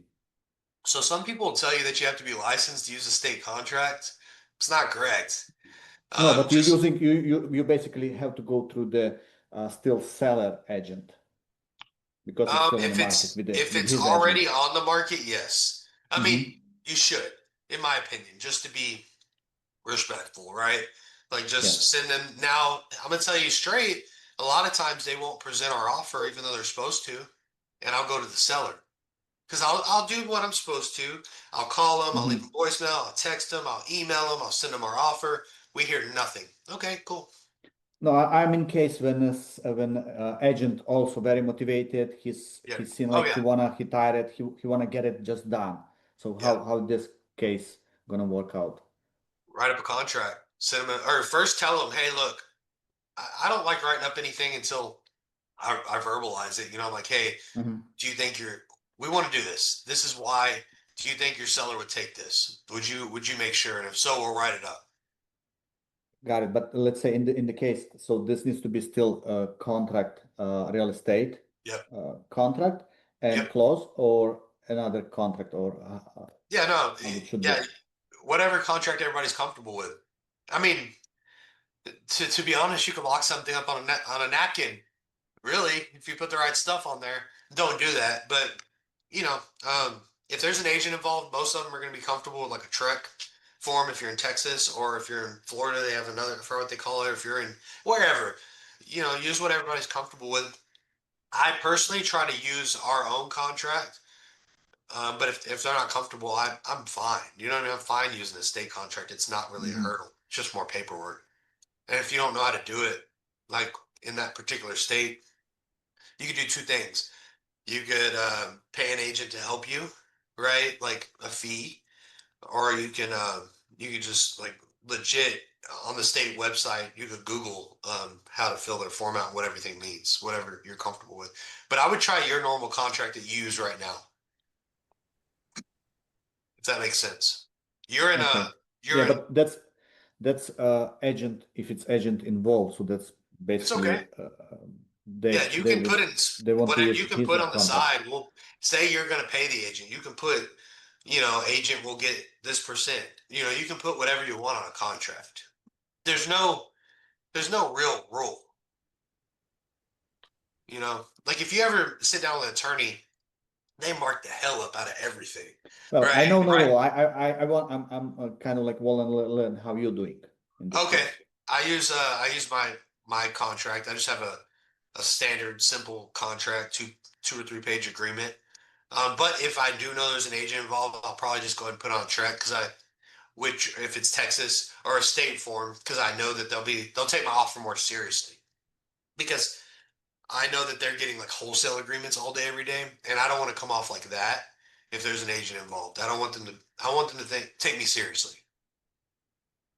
If you need Thank help you. with any of that, you'll be in the group. You know, um, Absolutely. you find Thank the you. deal, you need help with it, whatever. You I can mean, still assign those. You can put like your LLC name and put and or assigns. And then if they ask you, just say, hey, I'm not sure if I'm going to put this one under this LLC or if I'm going to finance Mhm. under a new LLC. So I might Okay. change the LLC. That's why I Okay. did that. Yeah, Because I thought you meant that's the what I type. mean. probably Like, so, gonna I like meant the help. type of contract. Okay, good. Were What's you that? saying? Were you saying the type of contract? yeah, he was asking the type of contract. So if you're going to send a state contract, but then you end up wanting to wholesale it or whatever it is, I see. I'll send a state contract, but at the top I'll do Just have under the contract and have option if something changed, so like you don't have to go correct. and Because most of those state renegotiate. You already contracts have it. This. don't allow you to Yeah. assign, so you know that most of those state Yes. contracts won't So, allow you to sign. yeah. So that's what I'm looking for. Yeah, so just do and or assigns and then let them know like, hey, I might buy this under another LLC because one of my partners we might just do a new LLC for it, and then nobody's ever been like, oh no, don't do Okay. it. Hell yeah. Thank Yeah, you. if you need help with I that, will know who to reach out to now. put it in the group. A lot, Okay. like people in the group. We had 65 members. People are doing deals. People in here will be in the Oh. group. They're doing deals. Like, I love community. Like legit. Like when I learned to lean into people, like you make so much more money and it's so much easier and cooler. You mean Facebook group, right? Yeah, Facebook group. I'll put you. Okay. I'll have everybody. I'm just trying to stay minimum on socials as possible. Okay. So the whole posting thing earlier probably didn't Yeah. light you up too So much. that's like when you ask about the posting, like Yeah, like personal reasons. it just consume a lot of time and kind of like a lot of noise and shift your focus and not kind of like to the productivity, just noise. So it's funny because my girlfriend, she feels the same way, but she runs a business and she like knew it was important. So what she does is she like deleted all the apps on her phone a while back, and she only could do it on her desktop. And if you've ever tried to go on social media on your desktop, it's not fun. Like it doesn't have the same, Yeah. thing. So like when she gets Yeah. on, she's in and out, right? Yeah. I don't know. Just- Yeah. Maybe at the point when your business already kind of like efficient and automated, then okay. But at this point, like for me, it's kind of just like Yeah. time consuming. Is Ibube, Jesse, Jonathan, you all back? Good. Yeah, what up? Oh, cool. I was just checking. I had video off. Sorry, dude. Oh, you're good. I didn't want like to go and then Yeah, we're here. Working. sweet. Let's roll. Oh, Justin had questions when we got back. Vitaly had some questions. Anybody else got any questions for what we like went over earlier? Anything like muddy? All right, cool. That's badass and doing a good job. I do have one real quick, Travis. Yes, So I sir. noticed when you were underwriting, you were looking more at the sales price. How much do you take into account the price per square foot? Is it more just I don't. You don't? Okay. I mean, I know realtors do that. And they're like, well, this should sell at this price per square foot and this price per square Right. foot. And it's they tell me I'm like a demon for telling them that. And they like cannot understand my thinking. But I use my logical brain for it, right? I'm like, here's my first two things is which house is a family going to buy when they walk in first? They going to buy mine for this price or this one for this price, right? That's like my first inkling, because that's what we're gonna have to think when we go to sell it on the market. I don't use really price per square foot. It's one of the metrics. Like for that new build I used, I was like, I can't really lose at this price per square foot, but it's not the first thing I'm looking at, and it's the first thing most agents look at. I want to see actual data what's sold. I don't care if our house is 400 square feet bigger. I don't personally believe it's worth 20 grand more. You know what I mean? If the other one's better, and I'm gonna weigh all that stuff out over price per square foot. I would use that last.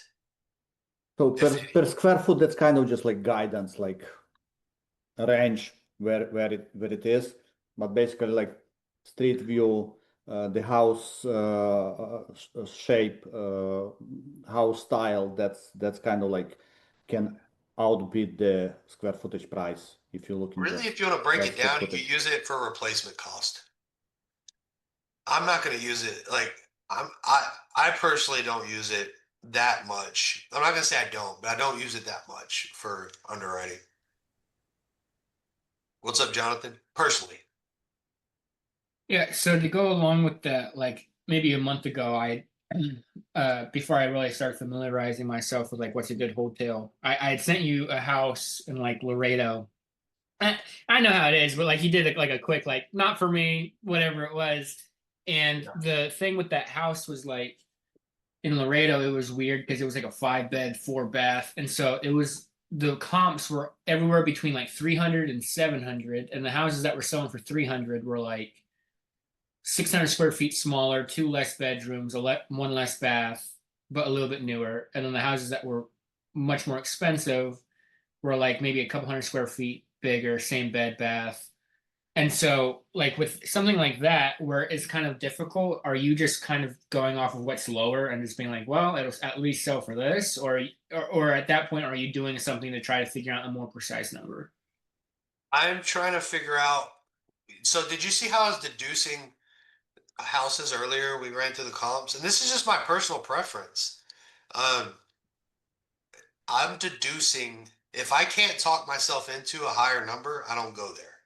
Like if it just does not pencil with the data, like, but maybe like emotionally it would. It'd be like, man, we should probably get this, but I can't make it make sense. You know what I mean? Like, Yeah. I'm not going there. I'm going to as Okay. far as I can go. So like earlier I was deducing, hey, what range are we in?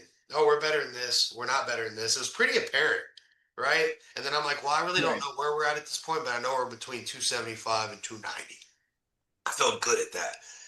Like, so for yours, if stuff's all over the place, but I can't justify it being higher, and it might very well be.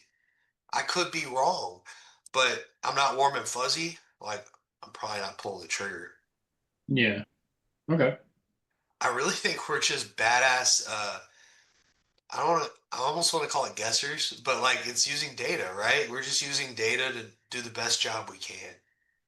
Um, I mean, dang, we got a good track record of it, but we buy bangers.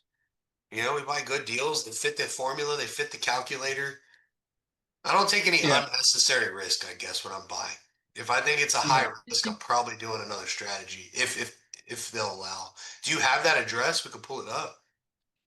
Yeah, I can it'll take me about 30 seconds to find it.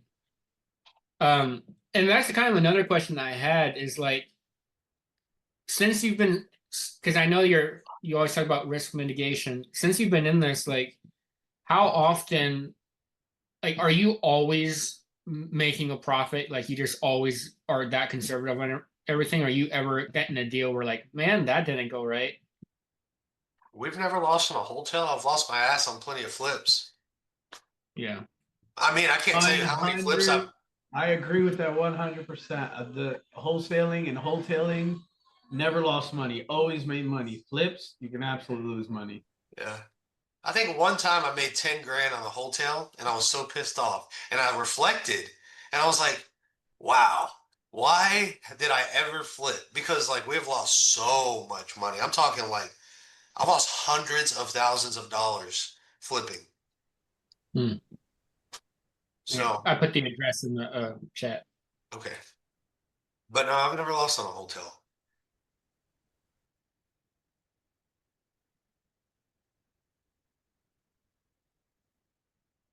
And yeah, you're completely right. We're in the money management and risk management business. That is the business we're in. So you need to feel warm and fuzzy if you're putting your money into it, my opinion. So here's this property, 301, blah, blah, blah, in Laredo. I spent a lot of time in Laredo. 3,100 square feet. It's a huge house. I'm looking already like takes a particular person. In my mind, it takes a particular person to buy a 3,100 square foot house in Laredo. But let me look.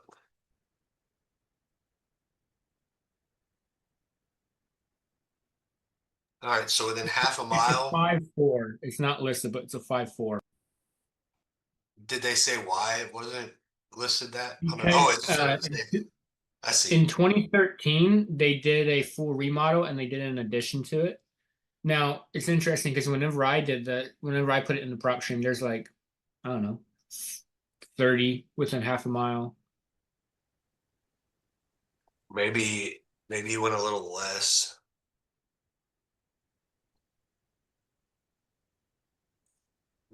Yeah, maybe you went a little less. I don't know. So here's this little pocket right here. And then here's this stuff over here. I mean, we got 275 to 530. All stuff sells up to 90 days. I don't really, this is like a completely different neighborhood. This is by the highway, or I just like there's nothing in this pocket, which probably would worry me right out. I'm just talking out loud when I'm underwriting stuff. Like right out the gate, I hate that I don't have anything here. I don't want to see what's in a mile to see what else they give me. Like that's closer, like maybe something here, but that's a whole different subdivision too. But we'll try these. We'll just look at these. That's a rental. So 1 and 2 are the two I'm gonna look at. 2,600 square feet, 24. We got a bigger lot.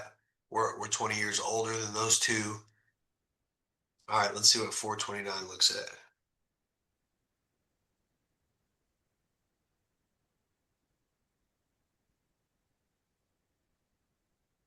And this was in good shape, you said? Yeah, it was totally in good shape. It didn't look 2025 modern, but yeah, it looks a lot like that. Like it's totally in good shape. Nothing really wrong with it. Okay, so Had a let's say pool as that, well. let's just say, because we don't know the area, let's just say this neighborhood is conducive with this one. Like people are okay living, paying the same amount in these two places. Because that's all we can do at this point. Yeah.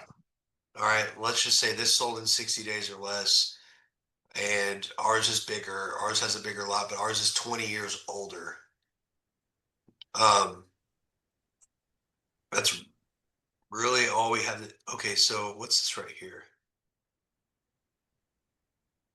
Here's a 70s build. What is this? It's over there too, but ours is a 70s, similar sized lot. We got 1,000 extra square feet. That's hard to. This is just a tough one. I don't know. Let's just call it. Nothing's under. What's this 350 here? It's over there, which I don't like, but let's see if we're better than 350. Right now, in my head, just talking, we're like between 350 and 400 market value. Just my opinion, at least. Travis, do you ever use the RVM and RTR? I never use any like auto calculations. I mean, I'm not gonna lie, like our brain all goes to look at those. At least I think they all do. Just to, I don't know why, but I never try to use them. Okay. Jonathan, do you think this one's nicer or ours? It's a completely different style. Okay, so put it this way, like which house you think would sell first? Like you brought your family down Laredo, y'all got to move there. These are both mile apart. Like which one are you gonna buy? Like you gonna buy that one or I mean, this in my opinion, I'd buy this one, but it's just my style preference. I'm Okay, not that's like all. emotionally attached to either. That's all I was asking. So like there's a possibility that you would buy this one first. Yeah. Here's kind of where I differentiate these hard comps, just personally. Could be wrong, right, whatever, but we've had some pretty good, decent luck with it. This one sold for 350, 20 days. The other one that's most comparable sold for 429, right, in 60 days. Yeah. That's a big ass deflection. If you would buy this, if you would buy this one, so like I can't make myself go past 350, like now if there's some sort of any other information, like, well, how much did they want? Not a penny less than 315. So they want 315. So let's put it in the calculator. So let's say we think this thing's, let's say 340, right? Be safe. All right. Right. 3,100 square feet.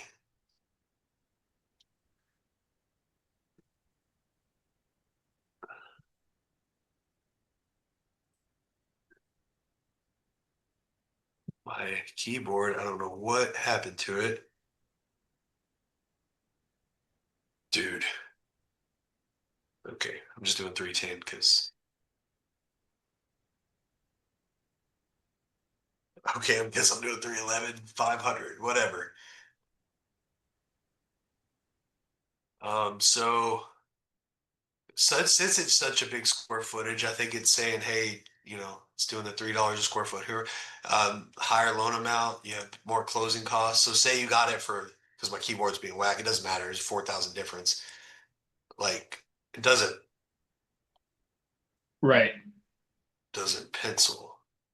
See what I mean? That's why I said no, probably. That's probably the same exact steps I walked through.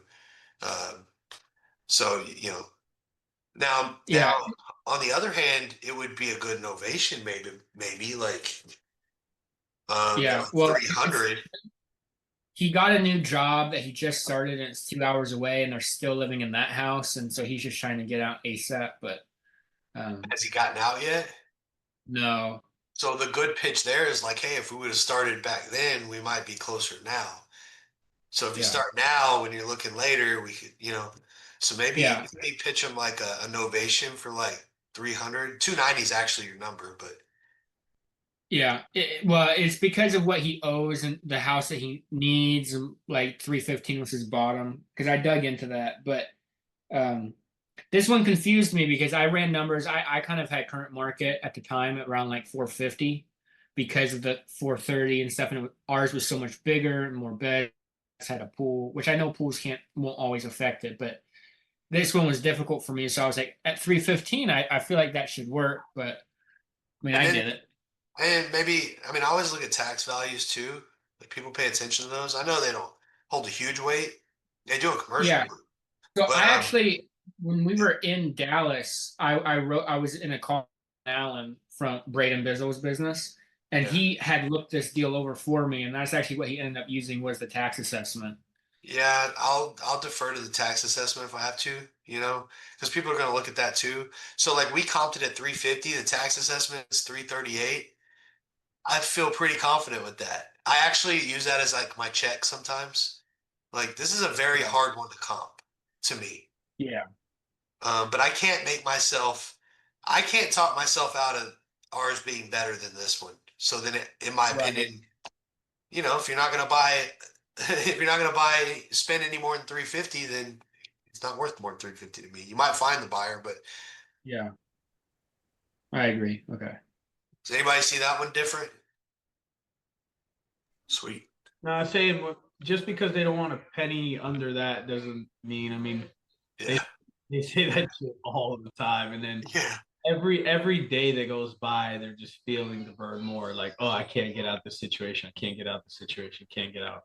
And they might come back. So time is your friend when it comes to those situations. Yeah, definitely. At the time, I had really dug into it, and he was like, "Well, we owe 60, and this house that we want is 285, so I'm going to put an offer at 260 or whatever it was, where his numbers came out to." So I was like, so he was unwilling to work with it at that moment, but it's been a month now, so I mean, yeah, he definitely might be willing to come down lower and pick a different house at this point. I always have luck with this, but I run into people that are like, well, that's just because you say it different. But I just educate them. Like legit, what we just did, I would just be like, hey, I don't know. Like I don't come off like I know everything. It's like I don't. It's like, hey, I don't know everything, but like, look, let me send you a link. Which one's better? You know, like, well, I don't know. They're kind of similar or different. This one sold for 350. Here's my numbers. You know, like if I bought it for 315, I'll lose 20 grand. Like, what can we do to like help each other? You know, people appreciate that. You know, like I mean, if they're reasonable. If they're not, you probably don't want to do business with them anyway. You know, this is my experience. How to get Mooney for these deals, relationships. Um, like this room, like hotels, like any relationship, you build a relationship, you get money easy. I send a text message, they'll wire it to my account for the title company. If you don't have them, do a JV, me, someone, doesn't matter. I'll fund the deals in the group. We can split them 50-50. I've already showed y'all, I told y'all people I use, how I do it, who I use. I'm open with everything. We partner with the funds. You don't even have to go on title. I just do a JV agreement if you want, or you can go on title. Our lenders love our money. We've always paid them. So here's the pitch. Here's how my pitch looks. Can I touch on that real quick? Yeah, please. Guys, if you want the track record, I know Travis talked about that, and that's really big that he'll let you go on title, because a lot of people that JV with you won't let you go on title. If you're not on title, you're not gaining a track record. You have to go on title, get a track record if you're gonna go out and like get loans from other individuals. But then there's a benefit to it too. If you're not on title, you'll get a W-9. Travis will pay you, and you save on the short-term capital gains, because if you're buying it and selling it within 1 year, you gain short-term capital gains. So there's benefits if you already have a track record. Like for me, if I'm doing a deal with Travis, I'd rather not go on title. I don't need the track record. But if I don't have a track record, then it's worth it to pay the difference on the tax. Yeah, that's smart. Yeah, big time. Yeah, I have some people that are like, hey, like, we're in this because like we don't want the risk. I'm like, cool, no problem. Let's do the JV. And some people are like, no, I need, this is why I'm here. Like, put me on that thing. It's like, cool, no problem. So, heck yeah. Here's the pitch. Well, it'll come next. I want to show you the house first. This is the one we just bought a few days ago. It's in Baytown. This got passed around. Jonathan, you might recognize this. It got passed around in a group, in RJ's group actually, for about a year. The wholesaler started at 600,000, and I ran through the same. We've done plenty of underwriting now. Y'all know how I like to underwrite this stuff. I couldn't talk myself out of 350. They wanted to say every wholesaler thought it was worth whatever. A guy in my group that does significant volume. Wanted to start doing wholesale. He does significant volume in wholesales and Renovations, never done a wholesale. He brought this to me at 360. And I was like, hell yeah, let's roll. So we got it at 350 because I ended up renegotiating another 10 grand. Here was the pitch originally before we, because the agent, I got a really good agent there. I'm going to share that with y'all in a minute. But I just said I've attached the CMA for 4320 Barkaloo. It's on the tax appraisal for 600,000. Very hard to comp, by the way. Could you imagine one on the tax appraisal for 600 and I'm offering you 350? And it's in perfect condition. It's badass house. Realtor thinks 520 all day. He still does. And we have an appraisal, but I'm a bit more conservative at 490. I'd like to borrow 380. Mark just sent loan docs to Sarah we do the loan docs. We do so that we don't have to pay the fee. So he doesn't have to use, they don't have to use their attorney or whatever. This is a Monday or Tuesday closing. This was on Thursday, right? They just, we hooked them up with a title company. That was it. That was the pitch. That is it. Once you have a track record, that is it. Cool. Got all the stuff here. All right. Now here's where the wholesaler that's in my group, that's badass wholesaler, brought it to me. He had an agent that he wanted to use. That's a big no-no for me because you already know how I like picking agents, and I think you should do the same, just from experience. I was like, all right, let me interview the agent first. So I call the agent. I'm like, hey, what can we sell it for? He's pie in the sky numbers. Like he's up tax value, right? And I'm like, nah, like we ain't doing this. And I call several agents. They're pie in the sky because it's a very hard one to comp. And end up finding an agent that's also a builder that sold a house around the corner in the fives and was like, bro, I know this house. I tried to buy this house. I'm an investor too. Here's my portfolio. Here's everything. We'll get this done. That's who I ended up hiring.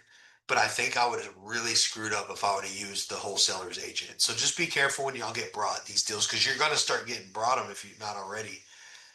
Just do your same process. I think I would have really screwed up. I did screw up one reason. I gave the guy a lease back. I held 10 grand back at title. He's finally moving out a week later. I'm going to hold back another four because my interest payment on this is 4,500 a month. So I'm just going to hold back more money. But I don't think I'll be doing lease packs anymore because it's just too stressful. I've done plenty. This is the first one where they haven't. There's always it's always first, and it's a expensive house, so it's you're in business with those people. But I said works every time before you pitch for money. Um, this deal was passed around by a bunch of wholesalers. They tried to sell it to me for 600. I told you we just bought it. All right, find a local realtor that sold in the area to walk the property before you pitch the money because we used to. Y'all ever pitch a deal before it's a deal, right? And you do that several times and people stop taking you serious. I used to do that back in the day to lenders. And I don't do it unless I'm ready to pull the trigger now. And I just want to give you all that heads up too. Like when you pitch the lender, be ready. Like don't be like, hey, can you do this possibly? And then they never hear from you again. And then can you do this possibly? And they're gonna stop responding or looking or prioritizing you. And Justin probably knows this too. So we'll put the deal in a bow and we're ready. It's like, hey, when do you need the money? Now. Okay, cool. They could do their thing. So find the realtor that sold in the area, which I've already showed you how. Any realtor won't do. You see those posts like I told y'all, oh, do you know a realtor in Pennsylvania? Get the hell out of here. You know what I mean? Like you don't know they know the market. Like get someone in that neighborhood. Jonathan, what's up? Yeah, so on that, I guess this is my question. I understand wanting to use competent people, but I guess my question is like, let's say that on this specific house, like your guy was at 520 and you were kind of at 490.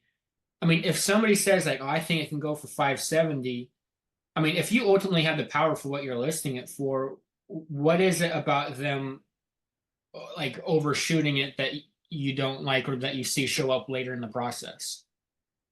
So your exact example, I don't think we could get 570.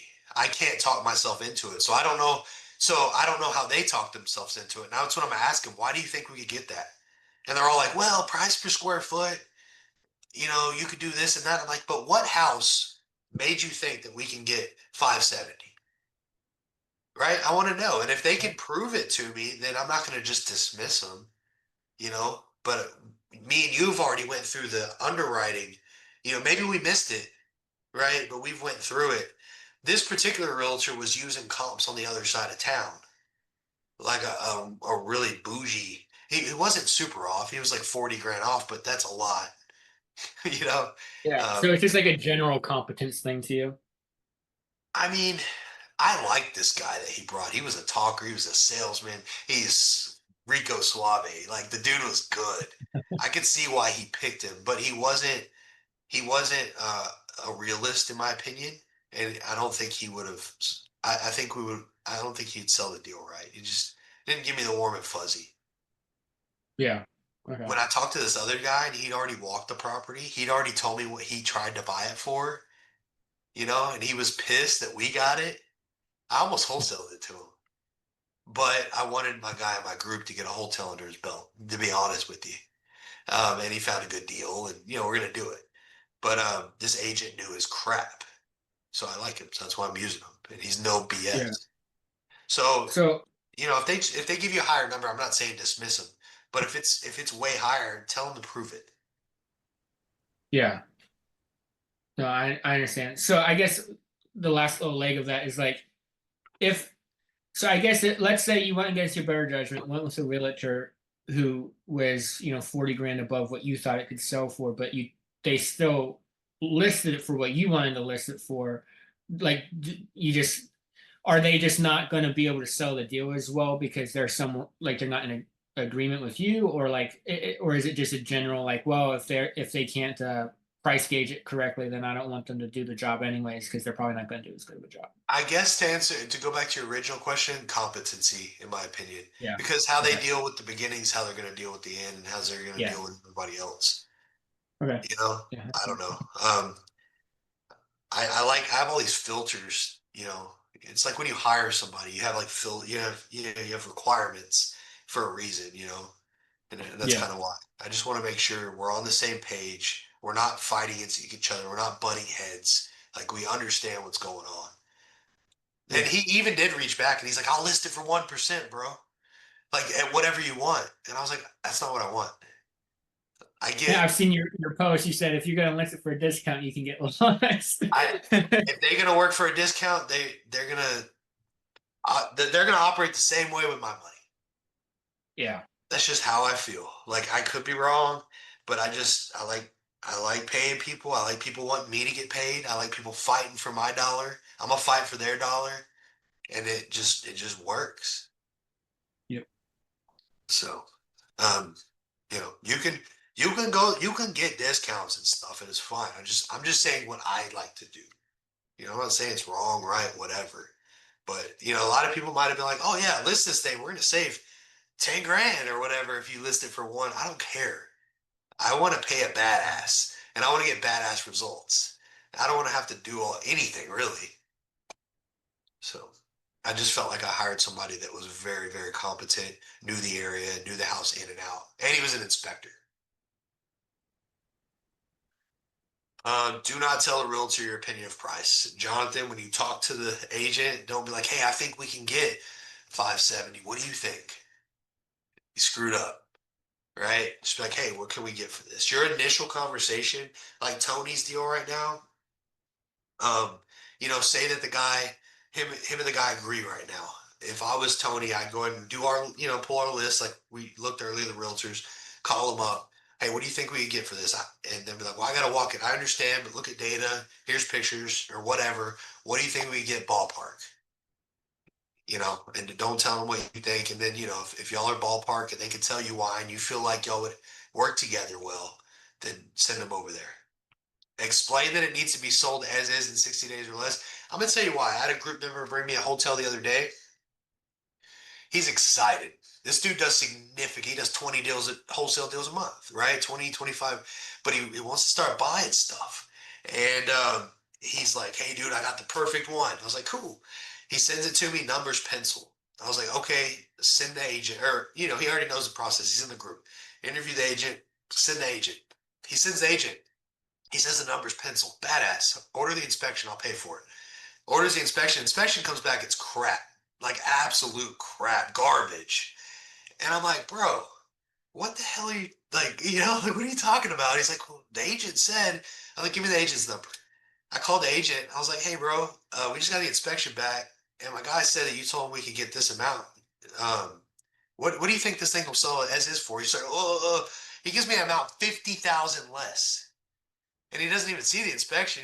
I just came at him, serious, confident. And he's like, well, I was just telling him like ARV, like if it was, we painted and did all this other stuff. And I was like, bro. So that being said,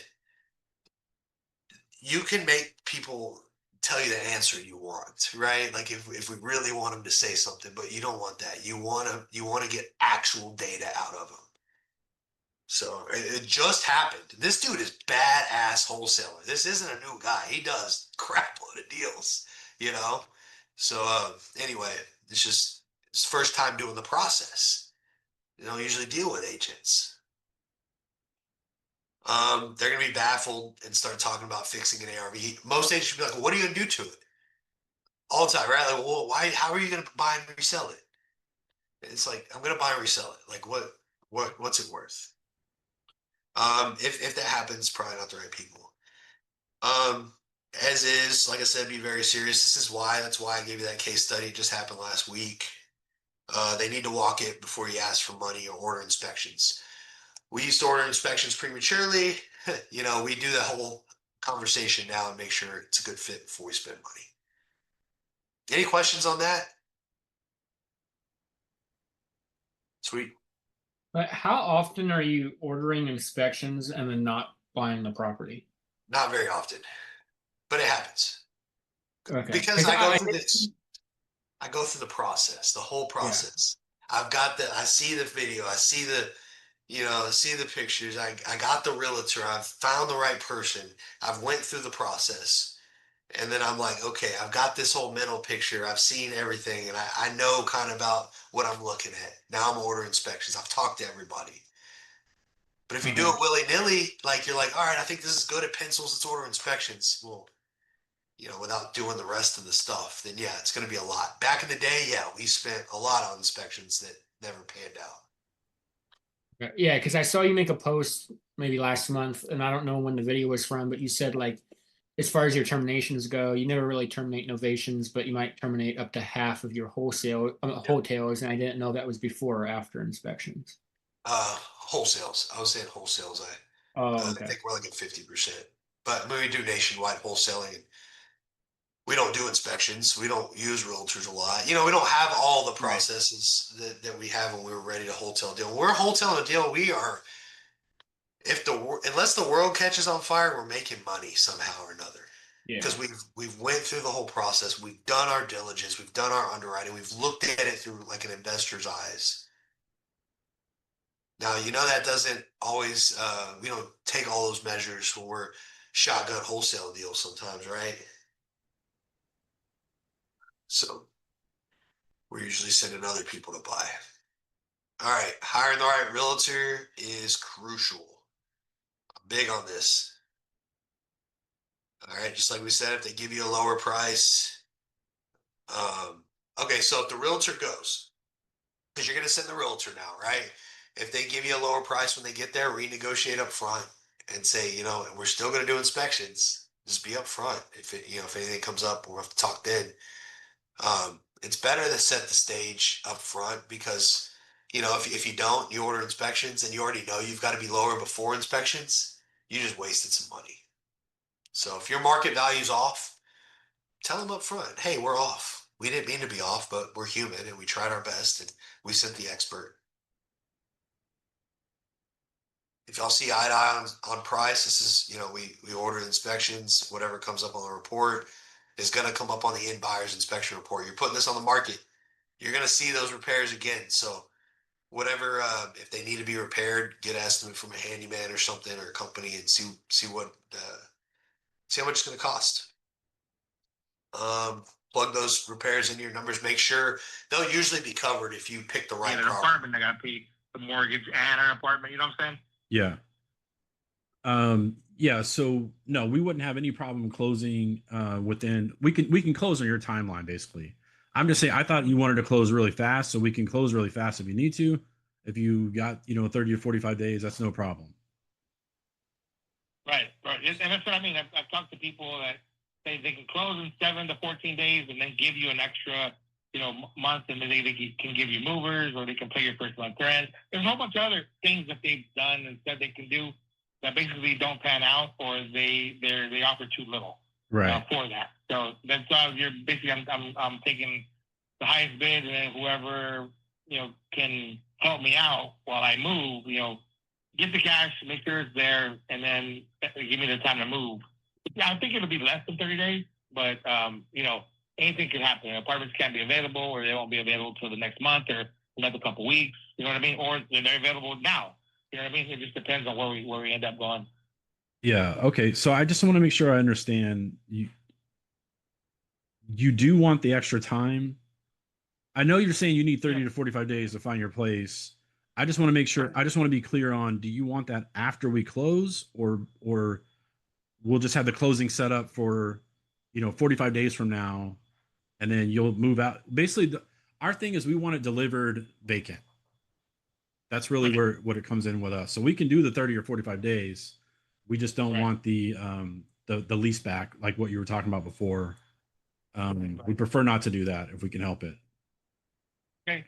Yeah, no, I think the best way to work out from what you're talking about is to close on that 30 day. So we have time to move out and get a spot. As long as it's on paper that it's going to be bought and everything is passed and inspected, we don't have to pay for anything, right? Correct. Okay. And how does that work? You guys send a check to me, I pay off my mortgage? Oh, no. No. Company? Yeah, everything goes through title. Everything is, titles, attorneys, escrow, no money exchanges hands, person to person. It's through a normal sale process. Yeah. Okay. So The cash, the check would come from my company, my mortgage, because whatever's over comes to me. Yeah. So basically what happens is the money will be, once we close, all the documents are signed, then the deal gets funded by our money will basically be wired to the title company, and they're into an escrow account. From that escrow account, they will pay off your loan, any prorated taxes, that's just something you would be responsible for, and then everything else would go to you, and they would do all those. They would take care of all that on their side. Yeah, I don't pay taxes, so that'll come to me. Oh, okay, good. Yeah. Oh, yeah. Oh, you're 100%? Yes, sir. Oh, awesome. Me too. Yeah. So given all that, that's what we bring to the table. And like I said, we can pay cash. What's the best price you can do for us? Well, I mean, like I said, if you guys can reach 220, that'd be great. But the least, I'd probably say is 215. Okay. We were kind of hoping to be in the 205 range. So, but you're halfway at 213. 213. 213. Let me see. Okay, so 205, 213. 213. Can you do 210? That's a whole $3,000 that we can use. You know what I'm saying? Let me talk to my wife. Let me see what, because she's the number cruncher. She's the fine print reader. Yeah. Can you send over your just the name of your company and all that stuff so she can look at that as well? Yeah, this is Freedom Property Experts. This is we spoke earlier. Yeah. Okay. Freedom, right? Freedom, yes, sir. Yes, sir. Yeah. Okay. Yeah. Okay. Yeah. Okay. I got the number, buddy. 210 is what you're saying? Yeah. If you want to do 213, I can see you in a contract right now if you're ready to sign. Well, we'll send the contract home, then that way my wife can read it. Okay. I can't just say yes and then, just I say, got hey, you. we're going to do this. I've been married 26 years. I want to stay married. Yeah, that's a good idea.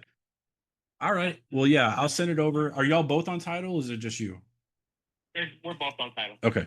All right. Well, I'll send it. Actually, if you could, can you send me her email as well? Because I think I have your email, but I don't have hers.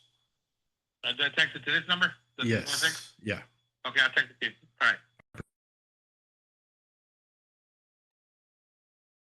And I'm sorry to interrupt. I just wanted to. It's cool. Is that one from earlier? Yeah. Same what guy. numbers were we at? I don't even remember now. I think we ended up at like 215. I was trying to get him down a little bit more, but I figured we could do it in the retrade. So if you get it to like where you're at, just lock it up. Yeah. So I think when I plugged it in, I did it at. My computer just crapped the bed while we're in the middle of this. That's why I left for a little while. Also, what I've had success with the wife, the brother, the whatever thing is like, hey, are they available? Yeah, let's get them on the phone. Yeah, I'm patching them in right now. I did it yesterday on that speed to lead call, but like you wouldn't believe how many times that works. Because they'll be like, well, it's like, hey, let's talk to her real quick. Let's roll. And just like three-way. Yeah, so 213 or no, 213 doesn't work, but I have it at AR. I put it market value at 280. So we were at 290, I think. So at 290, 213 works. So 290. Let me share my screen. We're pretty freaking close, right? Yeah. I think it's close enough to lock it up, and then we'll see what happens after the inspections. 290 If he even signs it. zeros are there. We go. He wants 213. He said he takes 213. How many square feet was it again? Roughly 1900. 1900. Okay, you got 280. Yeah, it's close, dude. Lock that up. I mean, we're like right there. You know what I mean? Like, Yep. we're right there. We'll do All right. inspections. If it don't Yeah, take, he just. yeah, Oh, yeah, he just sent me his wife's email too. So cool. I'm Yeah, write I'm that about up, to send it to I'm him, at and contact. hound him, and let's do it. I mean, it'd be awesome. Yeah. To do, you know, Hell yeah. we get a hotel deal on the call too. Yeah, man. That'd be awesome. See, All right, but cool. when you start looking for them, like you find them. You know, Yeah. like you get what I don't know. Yeah, it's a reticular activation system, right? Yep. All All right. right, cool. Appreciate it. Yes, sir. All right. Let's see. So we were on this one. We use a local handyman for the small fixes or local companies, whatever, but we'll get an estimate. And if we need to renegotiate, we will. Here was the one in San Marcos, the inspection report. I think I already showed y'all that. Oops. Yeah, already showed y'all that one. What I ended up doing on this is I spent $400 on this whole flip because the electric panel was new, but it needed a upgrade. There was like a recall, and I could have got him to pay for it, but it would have taken like a month to get him there. So I just paid somebody to do it. So that was the only thing we did on this one that we're closing next week. Sounds crazy if you flipped homes, like you're like, it's insane. Rural deals is a whole different ball game. All right, we'll do them, but just be careful, okay? Like I'll do them with you. We got to be careful. We got to plan for 90 days on our calculator, on our payments, all this stuff because it's going to move slower. I'd rather novate them. Please try to novate them first, but we do them all the time. But like I said, I'd rather novate them. I try not to buy like most of the times if less than 5,000 or 5,000 population, but we do it.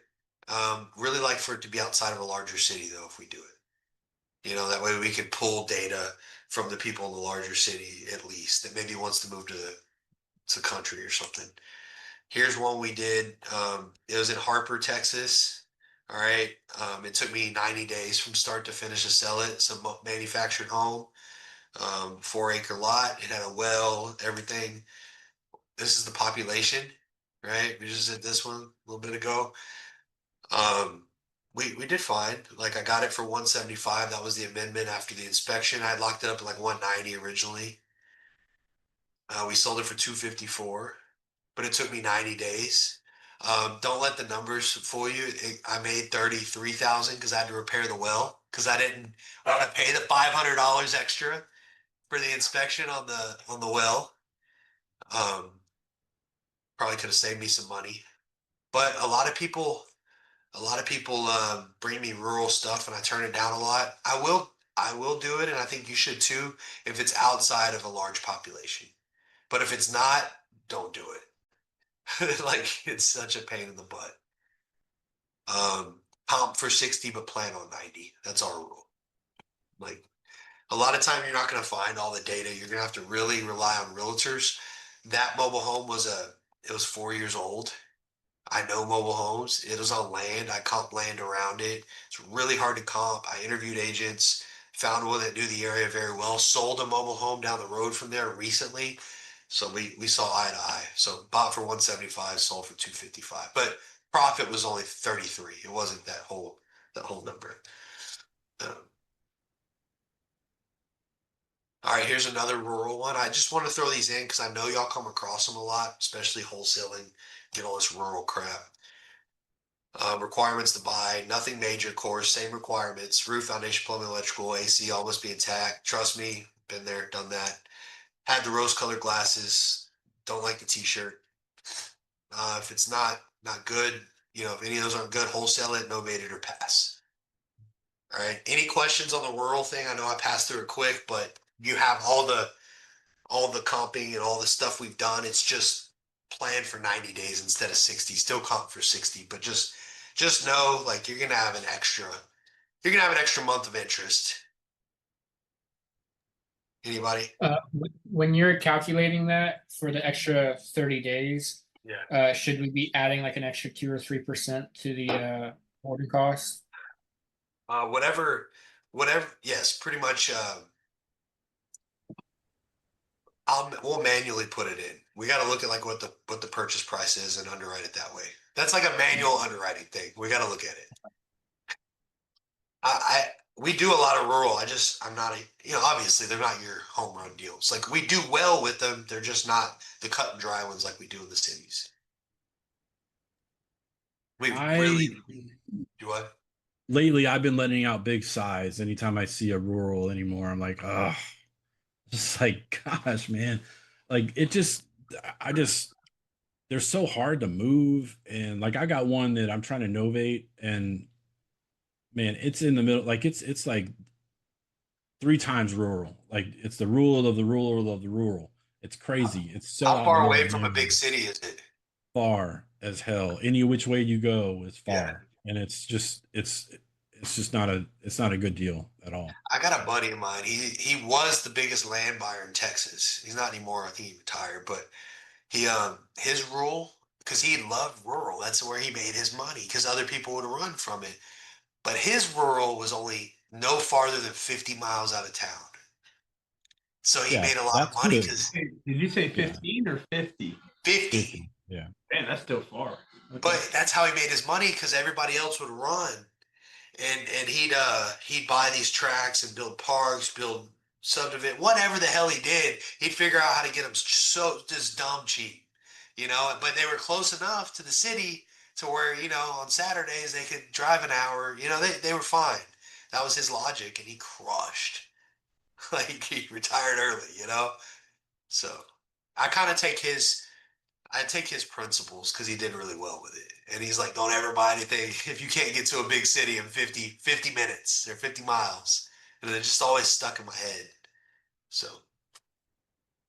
but yeah, Tony, if you need help with that, I'm not like plugging here, but we can always, you always throw it.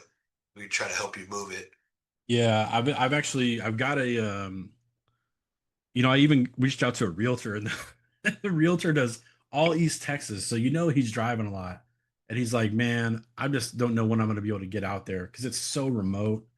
And the other thing is, he's like, it basically looks like one of those houses that's like a Habitat for Humanity or something like that, in the middle of a bunch of junk all around it, right? Oh, so it's like somebody built it for these people, and it's got a bunch of mobile homes, and it's on a dirt road. I mean, it's just not a good place. Yeah. So I don't know. Yeah, I'll definitely throw it out to you though to see what your thoughts are. Yeah. Here's real quick. Here's another one I got to show you while we're on the rural before I go to the dispo part is like, we do move rural stuff. It's kind of, Hey, while you're looking that up, Travis, are you shotgunning offers out to people at all, or have you done it where like I have. you have? Does it work well or no? We got some deals from it, and I know I've got a buddy, you probably know him, Ryan Jackson. That's what he does his whole business off of. He's a big real estate guy. MLS shotguns, and they get deals. That's what they do. Yeah, just straight emailing, like sending LOIs out, like just sending offers out. Hey, would you take this? Would you take this? Would you take this? Yeah, I personally couldn't keep up with it well enough to quantify because we were sending a crap load out every day. We were using LOI blaster, whatever deal, whatever, and I just felt like nowadays we do a JV model. I guess to get to the chase is like people send us a lot of leads, different sources, and whatever. We close them, we'll dispo them. We got the dispo and stuff, so I like that better personally for me. I think you just have to be like you're really good with data, so you'd be better at it. I don't want to comb through it all. You know what I mean? But like if you're like you have all the stuff, yeah, but you can do it. Hell yeah. I got a buddy that crushes. Okay, I was just curious about. I haven't done it. I haven't shotgunned deals like that before, but I was just sitting here thinking about it as you're going through it. We used LOI Blaster for a while, Pace's deal, and we'd have a lot of feedback, but I felt like we didn't get back in time. There was so many out, it's like I didn't have my crap together for it, and I didn't like it. You know what I mean? Yeah, It it's not. wasn't how we were set up. Yeah. I think you gotta have a really good whatever you do, but like with that, you just keep track of it. Yeah. I think it would work well if somebody could figure out how to track it because you're sending so many. Yeah, so many offers out. Yeah. And then so many conversations too, because that was linked to our CRM. There's just like hundreds of conversations, we're not like a huge team. Yeah. It's like most of them are screw offs, but in between there's some potential. There's some gold, yeah. Yeah, for sure. Makes sense. All right, let me pull up this one over in Maybank. But see, this is outside of Dallas. We got this 140 15669 County Road. Like long ass name. It's another trailer. Anyways, like we got it for 140. We sold it. Where the hell is it? Well, they gave me all the docs here, huh? Oh, that was the mobile home. Anyway, we made 30 G's on that, but that one took 100 days. And it was hard to dispo. Like I have a dispo team that's blasting and just talking. It was very hard. So when your money's on the line and it's kind of stressful in these rural deals. So Damn, dude, that one was in my it's in my pipeline. Oh really? Yeah, I'm looking at it right now. Yeah, we made 30 G's on that. Yeah, we had them since September 24. We were trying to, then we stopped in like April. Well, so they wouldn't let Novate, they wouldn't let this, they wouldn't let that. The only reason we got that deal is because we were able to wholetail it. And that's why this tool is so powerful. They didn't want to wholesale. And when we wholesale, we're honest too, right? We're like, hey, we're finding buyers. Yep, So, that's one. hey, I didn't I'll buy I it didn't in a know you at week. that point. I didn't know you at that point. I would have brought you the deal probably. Yeah, I was like, hey, bro, we'll buy it. No problem. We bought it, we sold it. But like I said, it's just a little more stress with those. But I mean, we do. I'm not going to, like, if there's potential, we'll figure it out. We're not going to make it like a dumb risk, but I knew that would sell because I know, like with mobile homes, I won't buy them if they're older than 10 years anyway. All right, so on Dispo, even though we hire realtors, we sell the heck out of our own stuff. Our realtors haven't made. Like the one I paid 18 grand in realtor commissions on the new one. Daisy sold it, my $5 an hour VA. Oh no, Josh did. He's $4 an hour. He sent 1,000 text messages out one day. He got a few replies, and one of them was the buyer and was an agent also. You know, um, and we had no traction on the market the first week, not even a showing.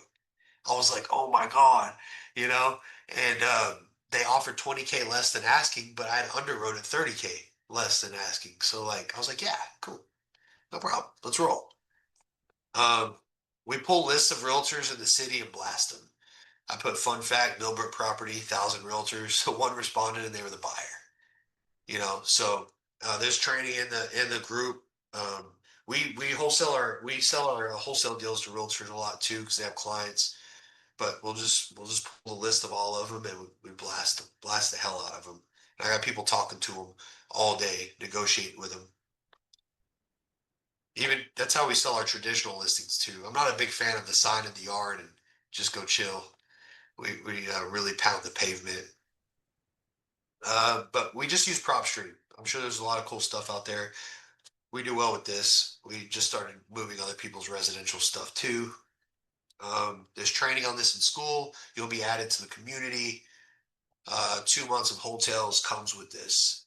So would love to crush it with y'all. All right, so I've got a badass dispo team. I want to show y'all how I run that. All right. So we use Teams, whatever, Slack Teams, this, that, the other, it doesn't matter. But like my dispo team, I've just got 3 of them.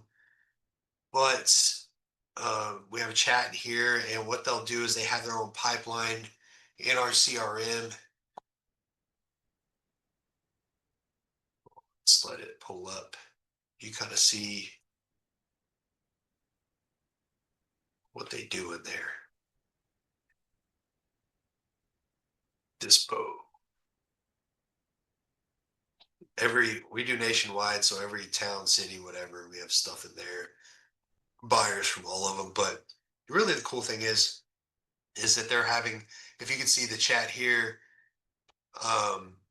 they're talking to a lot of people. Like Equity Corp is our acquisitions, Dispo is our Dispo. Let's see. This was from yesterday. Honestly, I'm not really familiar with what it'd take to get an air. They're just talking to people all day, every day. My guy's own property next to it and said there was recently a fire in the property. Thanks. Like they're just talking to like hundreds of people all day, every day. These are VAs, right? So, hey, do you have any clients? We can do 40 on the vacant lot list in Cleveland. Whatever. Like that's just what they do all day, every day. We'll obviously do the groups and stuff too, but we have a lot of success with lists just personally. So I know you run a big dispo operation, Alex. Do you do something similar? Yeah, pretty much. There's like a cadence, like a 15-day cadence we go on with texts and emails to reach out to people. Yeah, we do the same thing. And on acquisitions. Hell yeah. Do anybody have any questions on that part? So when you get one of these deals, like I'm not a big fan of just leaving it up to fate or realtors or chance. Like this mofo is getting blasted to everybody that's got a pulse that's doing business in the market, around the market, that's ever thought about doing business. So that's how we're moving stuff. Yeah, I All do right. it where I do it where I hit investors first and then I hit agents, but I think I might switch it up and actually hit agents first. So we have a kind of a thing where it's like, hey, who's the buyer? I always tell them, ask themselves a question, who's the buyer for this? And I'll make them send those people, like really hone in on them first. I'm like, is it, right? Is it a landlord, is it cash buy, is it flip, is it realtor, client? So like, as well as I do, because you do acquisitions, we lock stuff up so high sometimes, right? So it's like, well, who's gonna buy this? A flipper? No. Like nobody's gonna buy, okay, but who's gonna buy this? That newer investor on the MLS that just wants some experience doesn't really care. So hit up the agents. So That's why I said I was going to switch them because it's just gotten a little bit tougher on some pricing with stuff to wholesale. So I'm like, might start hitting agents up before and giving them first crack. our wholesale fees have went up significantly since we did that. Okay. Just personally. I think we got kind of lucky at first. I just saw it was happening. And I was like, oh, Are you good sharing where you're at, like a wholesale margin and wholesale margin, the difference? yes, but I have to get like I'd have to get with the accountant to show you, but I don't mind showing whatever. Yeah. Just curious. I was just curious what ballpark is if you're crushing it a lot more on the wholesale side. Like, hey, we're getting 35 on wholesales and 20 on wholesales. I mean, I could tell you like rough Yeah. if that works. Yeah. Just And curious. and like I said, I'm kind of glad you asked because these are all tools. I know like a lot of people will say, and I could be wrong, but they're like, well, just do wholesale or just do this or just do that. But it's like we do everything every month, like so it's weird to me. I would say right now our wholesale fees are between 15 and 20K. But we do, we get the big pops like everybody every now and then, but I'm not like throwing those It's in your there. 50s, your 60s, 70s. Right. You get the good ones, but like our averages are like the 15 to 20s. Like we shoot for 20 on everything. Well, we shoot like when we shoot it to the MLS, we shoot for 30 minimum. Yeah. Or not MLS, but like we're agents Yeah. and we'll end up in the 20s. But let's just say 15 to 25 is probably our wholesale. And then our hotels very rarely is it under 30, but I mean, nothing to shake the hand at wholesale deals. And our novations are usually not less than 25, even though we try to do minimum 30. So it's all kind of roundabout the same stuff, except your whoppers, like you said, you'll get your 50s, 60s. Like we're closing to 60 next month. I mean, next week. Like next week we got alone our wholetail that I just showed you that's closing for 30, and then the other one for 60, and then we've got 3 wholesales for in the 20s. So that's kind of like roundabout. I get. Okay. But I JV on our wholesale stuff. So when you say margin, like I go 50-50 with people when they send me their leads.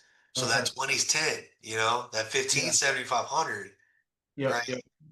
Um, And that's just because they're sending you the lead and you're locking it up on the phone.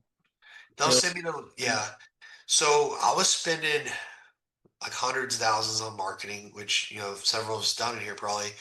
And like I said, I just didn't like tracking all that stuff so intently and like moving the levers and doing the needles. And I was like, man, we're just really good at we're really good at moving deals. Like whether it's locking them up or selling them, we're good at it. So I was like, man, well, just focus on that. And that's what I've built my team around. So I'm just like, hey, send your leads, we'll close them. So we get tons of referrals. We get tons of you know, like actual stuff people pay for that they just maybe don't have the time or the competency at this time. So, Got you. and then, you know, we have a big referral, huge referral pool with agents, wholesalers, whatever. Got it. And then I do this kind of stuff. So like I'm gaining, you know, like people will send stuff from here. It's like Yeah. Tony right now on this call. Like we might do that deal, you know? It's just huge. Makes sense. Oh, we're gonna do it. Hell yeah. Yeah, we gotta do a deal together. Yeah, actually, I got another one that I just posted in the chat a little while ago. If you want to look that one up. Yeah, let's do it. This one I got from a guy who's in another group with me. He said he's basically just looking for help moving it, and I was like, well, we'll take a look. Oh yeah. That's wrong. He's got it under contract for 210. He wants to wholesale for 215. So maybe we can include that fee, and I mean, maybe we can get him to do a price drop or whatever. I don't know. See what Tucson, Arizona, 1959, 1,300 square feet. Always got to be over 1,000 square feet for me to touch it these days. Even on a freaking wholesale. While you're running through that, are there markets where you just won't touch it because of like local laws or anything where it just kind of makes it really difficult to sell? I stay away from South Carolina because I just don't want to have to pivot into doing a creative strategy if I have to end up novating it or something. Okay, so like even if you're brought a pretty good hotel in like Colombia, you still won't really try to touch it. If it was like we knew it was like just stellar, I would. But Okay. like it, you know, I always like to think of like exit strategies, you know. But I mean, I would touch it, yeah. But like we just have to know that we might not be able to pivot if we have to. Yeah. But yeah, yeah, I mean, um, let's see. 28th Street, that's a rental. Okay, so anywhere from we got what 230 is my brain. 230 to 325 is our range. 1,100 square feet. Okay, this is probably a good comp right here. What's ours look like inside, Tony? Let me see. Honestly, man, I don't even know. Okay, because he just sent it over to me. Let me see if I can find. I mean, if it looks like this one looks like it has never been updated. It's a blast from the past. Yeah. Let's just assume, right? Well, let me look. Maybe online. Based on what the pictures look like on the outside, it doesn't look like it's been updated. It's probably like this, Yeah. right? So this one sold for 230. This one sold for 230 in 39 days. As is. So what did they want? Yeah, he's got it locked up for 210. Oh yeah, but it is updated. I'm looking at some photos. It's more updated than that one. But is it like got a nice pergola outside? So it's livable as is, halfway updated. All right, so let's see what I would say 250. halfway. Let's see what 250 sold for. But you can see the market here, like kind of just. It's got all new tile, like wood looking tile. Let's talk Looks like ourselves. ran Let's it. talk ourselves into a price. Look at this flip right here. This sold for $250. Is it as nice as this one? No. All right. So Nice. we're better I than mean, it's got all the 230. same stuff, but definitely not as bright. And All right, so we're better than 230 or which worse than address is 250. that? Let's just call it 240. That one's a one bath though. It's only Yeah, it's 100 square feet how about difference. One Yeah. bath. I just call it 240. Yeah, 240. I agree with that. Yeah. He's gonna be way too high for this. Probably gonna be like, That's way too high at a wholesale. Like that's crazy. yeah. That's a But novation. like you see how quick That's he high goes for a under. novation. It's high Yeah. for a novation. Yeah. That's what I'm saying. You gotta be at like 180 for a novation. So you could like just snuff this stuff out really quick. Just kind of like what Vitaly said earlier. Like, how do you go through this stuff? That took us like a minute.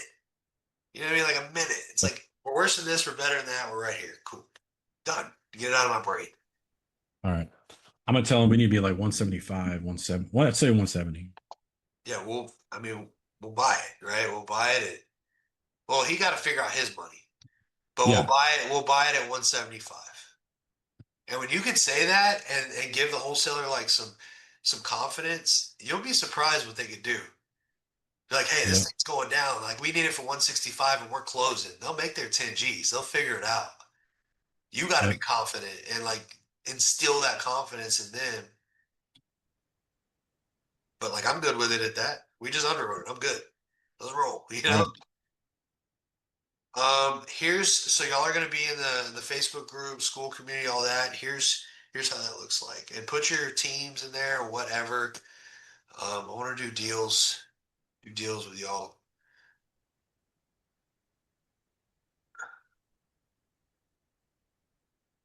So here's the Wholetails, and if you here real quick, I'm gonna put this link in our chat here. Y'all request to be in here. Let's see, copy link. If you're not in here, request to be in here, and I will accept it, and then I'll put you in school. Let me share my screen again, and let me show you around. Utilize this stuff, utilize the group. People are doing deals in here. We can all do deals together. Tony just brought two that we should make money on.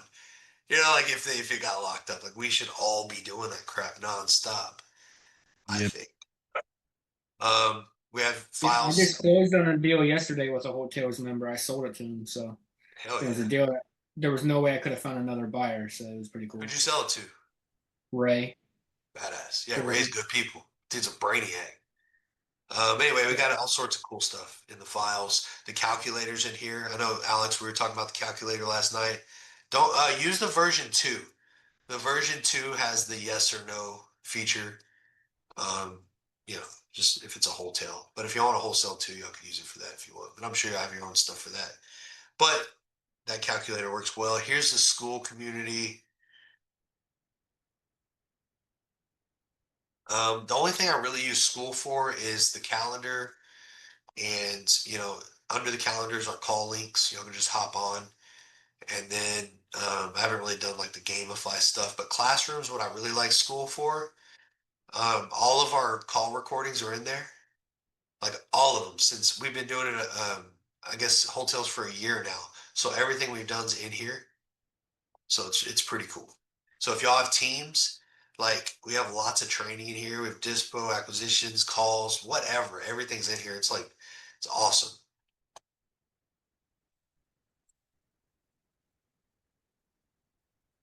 Anything so far? Doing all right? Nobody sleeping? Yeah, I had a question for you on the Wholetails calculator. Let's say if you wanted to wholesale it, what is the for wholesale? I'm guessing you would just take out, like you could basically use the same thing. You just use. So the only parts that you're gonna, so let's say that say this thing needed you think low, medium, high. Low, I always tell people like it just needs like kind of like a cosmetic rehab. Mediums like, okay, we're gonna have to get into it. And high is like a gut, right? Let's say it needs a low, whatever we're talking about, and you want to we underwrite everything for 20,000 because we're a JV team. So like we don't work for less than 20,000 if we can't help it. Gosh, it's freaking zeros, y'all. Okay, anyways, put your wholesale fee here. My deal's sticking, so now, if you're gonna wholesale this, you need to get it, for what, I don't know, 120 or something, Yeah, a whole lot less. right? So I don't know, whatever, but just put your wholesale fee in there if you want to wholesale it. Or like here's the thing. This is my rule. Like I'm not selling to a flipper if they're gonna make potential 23,000, they gotta put this into it. Like to me, like I can't sleep at night. Oh, I can't sleep at night unless, I sell them this deal for like this is just me. Or sorry, it's supposed to be 90. It's sticking. Something like that, maybe 100, somewhere around there. Like like if they put 47, I figure they should make 47, right? Like makes sense. That's just me. But anyways, that's how I use it for wholesaling personally. What about for Renovations? So we use market value as is, which we've went over a lot today, minus 10%. So 6% for realtors, 2% for like closing costs, and 2% for old craps, minus 30K. So we do a ton of those. Big part of our business. I think a third is kind of what we do. So if it doesn't make you feel warm and fuzzy to buy it, do the novation, or wholesale. Yeah. I got a response from this guy about that Tucson one. He said that's what all buyers are coming in at, but apparently they owe 180. What's his interest rate? Yeah, let me find out. See what PITI is in his interest rate. So let's check it out. We ain't dead in the water yet, man. All right, dude got a 4% interest rate. See what his PITI is. Shows online. See if I don't know. There's something we can help him. We got a VA loan. Yeah, VA. Yeah, those are transferable. Yeah, see if you do something to that. They can't owe 180. Just They have a loan for 160. Just be like, hey, dude, it shows online 140. I don't see another lien. Yeah. Maybe you come in and uncover something nobody else has because they didn't dig. Yeah. Maybe just sub 2 or something. Yeah. Keep working. Yeah, hell yeah. Let me know if you need help with it. Meetings are virtual. We meet Tuesdays, Thursdays, 2 p.m. Central Standard Time. Anything you need help underwriting.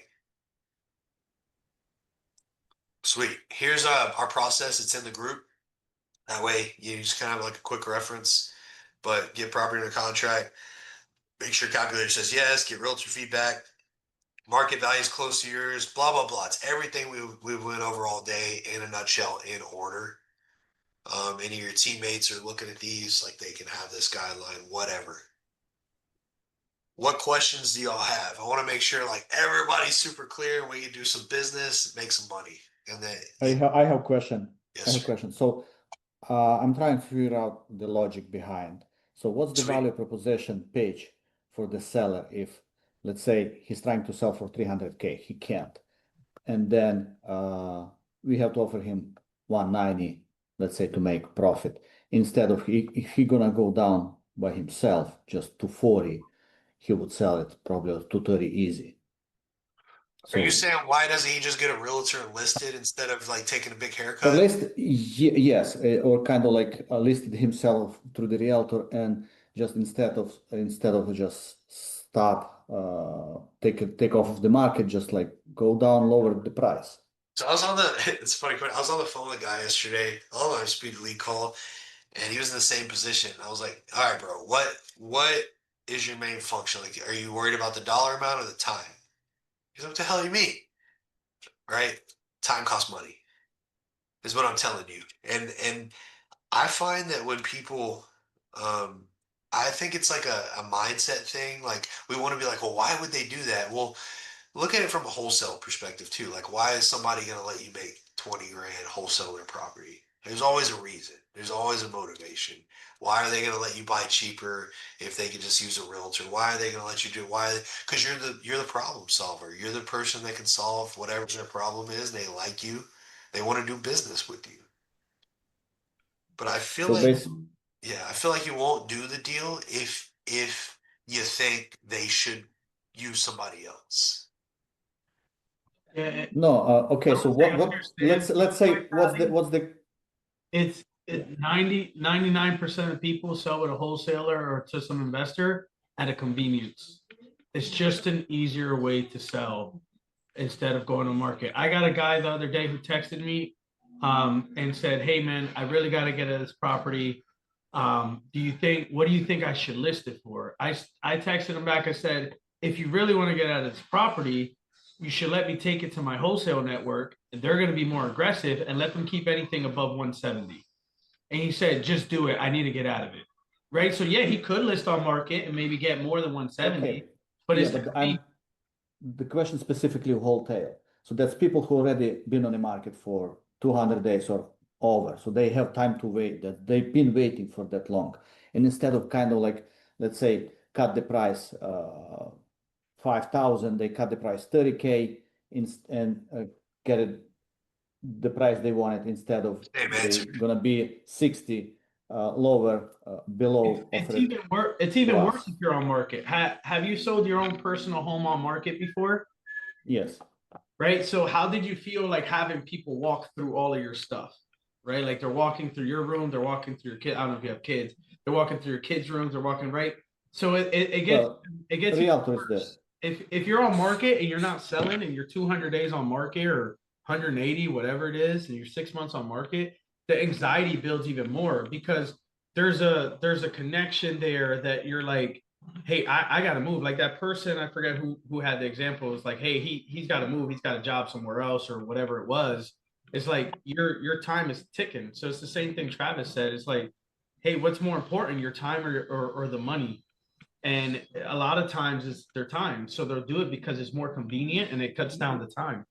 Yeah, but I cannot get the logic because those people already been like waiting so long on the market. So that for them kind of another after 200 days, another 15, 20, 30 days. Okay, who cares? So and that's people who's already been on the market, not people who want to sell off the market without any uh list showings, etc. So who's the seller persona then? Have you ever been in a Question. bind? Have you ever been in a bind financially?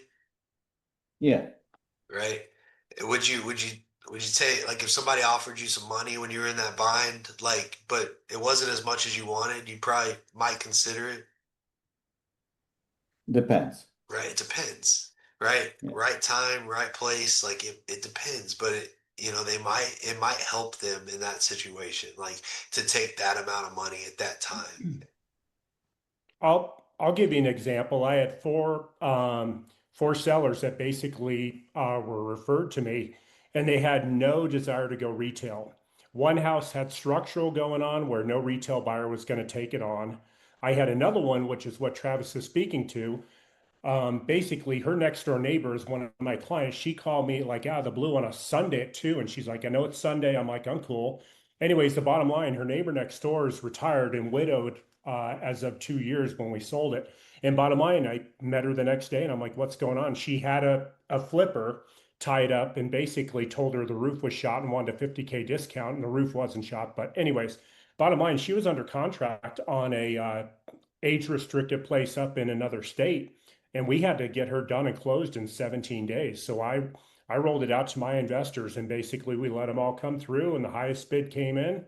She took it, I made some money, and everybody got where they want to go. So it's just there's just motivation that you're not seeing sometimes.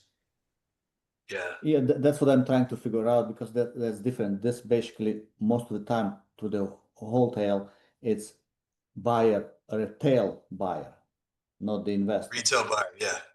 right? But So we're selling it. I get what you're saying, but we're buying it. We're solving that problem, right? Their problem is we need to sell. Whatever that happened, it's usually we need to sell. right now. Cool. When do you need to settle? And we're not BSing. We're not like, we got to go find the buyer. We're like, when do you need to settle? This is what we're comfortable with in this time frame. And if it's a win-win, we buy it. And then it's our responsibility. We take on the burden of finding that retail buyer, that they haven't been able to do. And to be honest with you, a lot of reason that they haven't been able to do it is they hired a crappy agent. I'm gonna be honest. I'm gonna be straight up with you. I was just gonna say, if you look at the examples that Travis was talking about today, if you think there's bad investors, there's even shittier agents. And the example he gave today, where it was like he called 10 people and all of them told him one price, but he just knew based on the data that it didn't make sense to that price. And if you've been I've sold probably over 1,000 homes on the retail side of it. And if you're on that side and you meet with a lot of agents, I would say easily more than 50% of the time, the reason the house doesn't sell is because the agent sucks. It's because they're not pricing it right. They're not telling the homeowner the right thing. They're giving them false motivation, false hope, because they're trying to keep their commission and they're trying to show their value instead of actually doing the right thing for that scenario. So yeah, there's a lot of reasons. I think get over that mindset for yourself, because just because you might not do it doesn't mean that the next 6 people won't do it. And there's so many different variables, so it just really depends on their situation. That's my novation pitch too. Honestly, when I don't want to buy it, I'm like, hey, do you know how to interview agents? No. Are you an expert at real estate? No. How do you know you're going to pick the right agent? I don't. Cool. I've been doing this 20 years. You think that I would have a little bit better luck picking the right agent to sell this home? Yeah. Do you think that I can make money doing that and you can make your amount of money? Yeah. Cool. Let's do it. And the other thing is, like, that last tidbit that Alex said is like, this is something that I dealt with when I first started wholesaling and getting a little bit more successful. When I got to the spot where I was like, oh, I want to have people start calling for me. And then I was thinking, like, it was hard for me to get people, because I was like, man, why would anybody want to call for 10 to 15%? That doesn't make any sense to me, because I would never do that. And the same reason is like, why would anybody want to sell a $300,000 house for 200? Well, because I would never do that, because I know how to do it. I know how to sell for 300. But it's like, some people are just like, if you put the offer in front of me, I don't want to go through anything else. Just give me the money and I'll walk away.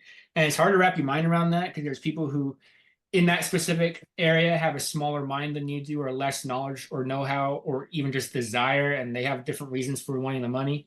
But at some point, you just got to get over the fact of like feeling bad about it. It's like, not everybody wants to be the number one. Some people are perfectly happy being the number 2 or number 3 in a company, or in life, or whatever it is. And like, it's okay, because you're the number one. And that's why you're the number one, because you're making the money for it. That's a good point. Everybody can't be the pitcher. That was great explanation. Yeah, Thank you. And then what soft do you use for agent text blasting? We use our CRM and we pull data from PropStream. We upload it into our CRM, which we use Investor Plug. It's a GHL. If you're good with, or if you have a CRM, you can just upload, and if it lets you text blast, great. If not, I recommend a CRM that will let you. That's based on Go High Level, right? And I think there is like 100 limit text a day outside, no?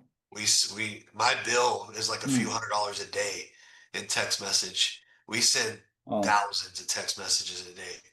I think we at some point got like limit. This was kind of like daily. You're right. It does start you out at a limit, and then you have to, once you achieve like a certain amount, then it'll kick you into the next level, and then the next level, and the next level. Go high level will be 100. Once you hit 100 text the first day, and the next day you can do 250, then you go to 500, then 750, so on and so forth. So you gotta make sure you stay on top of it. And if you send 100 texts in a day, you gotta watch it that same day, because 20 of those might be bad numbers, get kicked back, and they don't go through, and that doesn't fulfill the limit for that day. So just make sure you stay on top of it and hit the limit for the day, so it unlocks a new level for you. And then you have to renew like next day. They're gonna just renew the same limit, or they're gonna? No, it happens right away. So if I do let's say I do a brand new account and I have my A2P approved today, right? I send 100 today, 100 texts that actually go out and get delivered. Then the next day, tomorrow, I'll have 250 available, so on and so forth. As long as I hit that limit, they'll keep extending it and growing it. So you can do up to, you'll get to 4,000 or whatever a day that you can send. But just be careful, because if you start spamming people, well, one, the Travis issue that he had, right, where you get sued from somebody. But if you start getting a lot of rejected or a lot of people saying stop, you get a lot of unsubscribes, that'll hurt the deliverability of your text. So people will start going to spam or whatever, and you'll start burning your numbers. Okay, got it. Thank you. I don't even deal with it, but I know the bill's expensive, and our main business is text blast for Dispo at least. So, but hell yeah. Tony, what you got? You had your hand up, man. My bad. Oh, I was just going to comment on the one of the issues I've been having with some people is that if I call them and they're like, yeah, my place has been on the market for 200 and something days or whatever. And I'm like, automatically, I'm like, this is not going to work, because I've got to I tell them, like, I already got to be less than whatever you're at on the market to start my number at the current market value, because it's obviously less than whatever you have it at. So then that just automatically is like, puts you so much lower than anything that they could ever expect. It's hard. It makes it harder when people have had them on the market. It's much better if they haven't. Can I shift that a little bit? So maybe next time ask how much they need to walk away with. Oh yeah. Yeah. No, that's a great Because a lot of agents don't ask that. Yeah. How much do you need to walk away with? Okay, you need 50 grand. How much do you owe? You'd be freaking surprised. So surprised that they never did the math. Right? Oh, I owe 100 grand and it's been on the market for 250 or whatever. Right? Yeah. You're like, what? Okay, let's do it. I swear we do so many like that. So I'd really encourage you to just switch that. How much do you need? Yeah. Yeah, I'll give you a real life example on that one. I always use that. How much do you need? And there was a guy that we did about a year ago. He needed 70 grand to walk away, but he had about 150. He was actually moving to Texas. So we gave him the $70,000 up front, but he agreed to a total of $100,000. So we got $50,000 off what he listed it for. And it was on market for like 2 weeks. But I saw that they did like an aggressive price drop. So I'm like, why did they drop it so fast? That tells me urgency. So we were able to go in there, take that property back over, made like 35 grand. We didn't even put it back on market. We found a buyer from just an agent, just texting agents, and found the buyer on it, made like 35 grand on it, just because he needed that 70 grand like now. So you just never know their situation. You were listening to that call yesterday on the Novation pitch that I had on the speed to lead battle or whatever, Tony? No, I didn't listen to the one that I heard the first one. Oh, the first one. Okay, yeah, the Novation. Yeah. If you listen, the guy says, I want 180. And I'm looking at comps, they're 210. And I'm like, how much do you need to walk? Because I already know we're not near. And I'm like, how much do you need to walk away with? And he's like, 50. And I'm like, how much you owe? He said 50. I said, cool. You care how you get your money? Nuh-uh. Yeah, I remember that. Yeah. Cool. The dude, like I got a $50,000 discount. Yep.